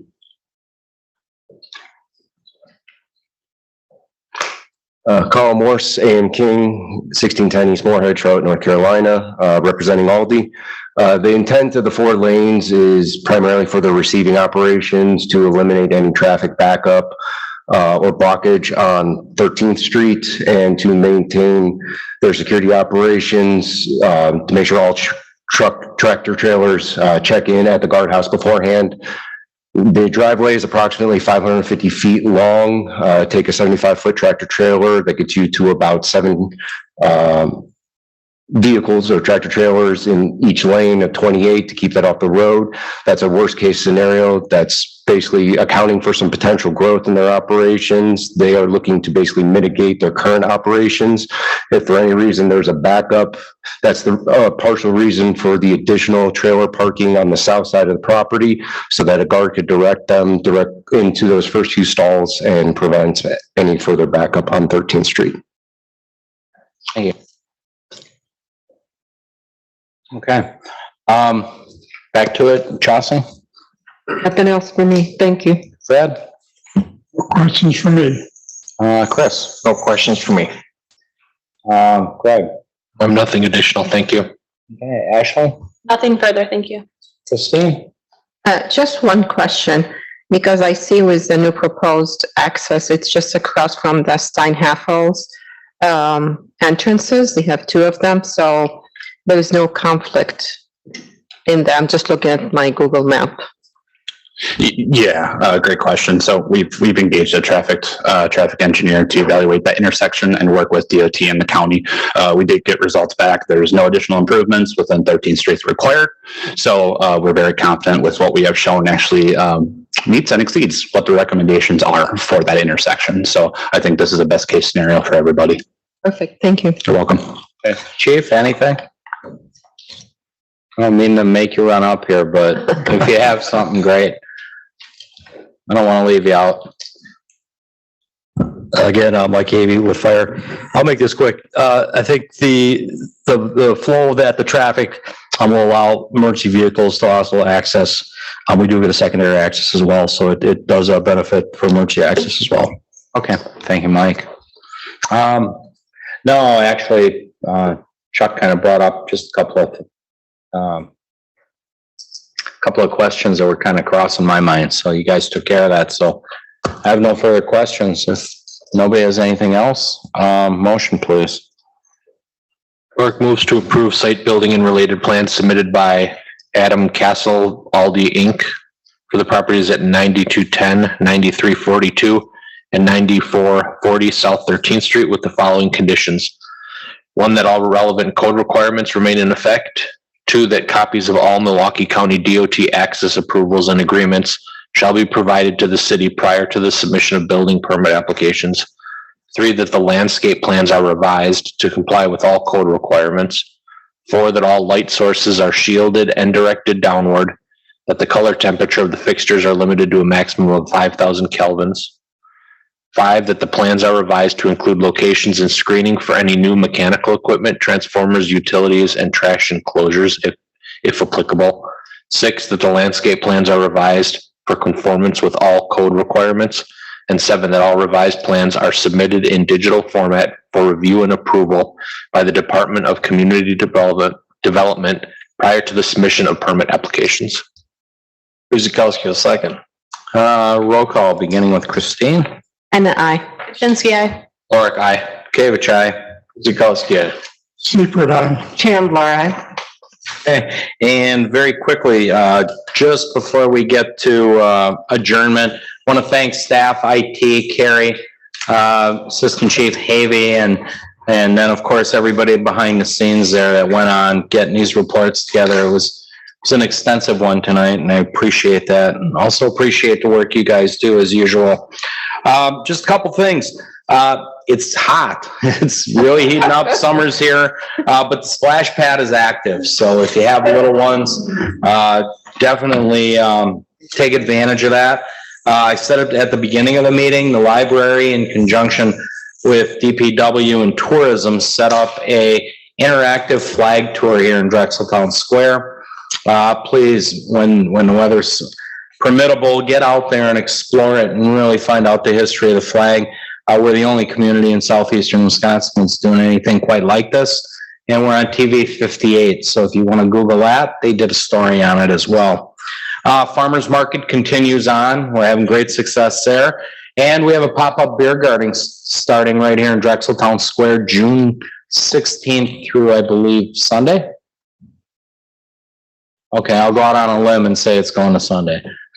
So if you have time, visit Drexeltown Square, do some shopping at the market, maybe do some dinner and stop in. There's going to be some music and refreshments. So with that, does anybody know how to adjourn? Dawn's not here. Seifert moves to adjourn the meeting at 8:55. Anna seconds. Roll call, beginning with Ashley. Lorick, aye. Kavich, aye. Guzekowski, aye. Seifert, aye. Chandler, I. Anna, I. Thank you, everybody. Good night. Have a good week. Good night.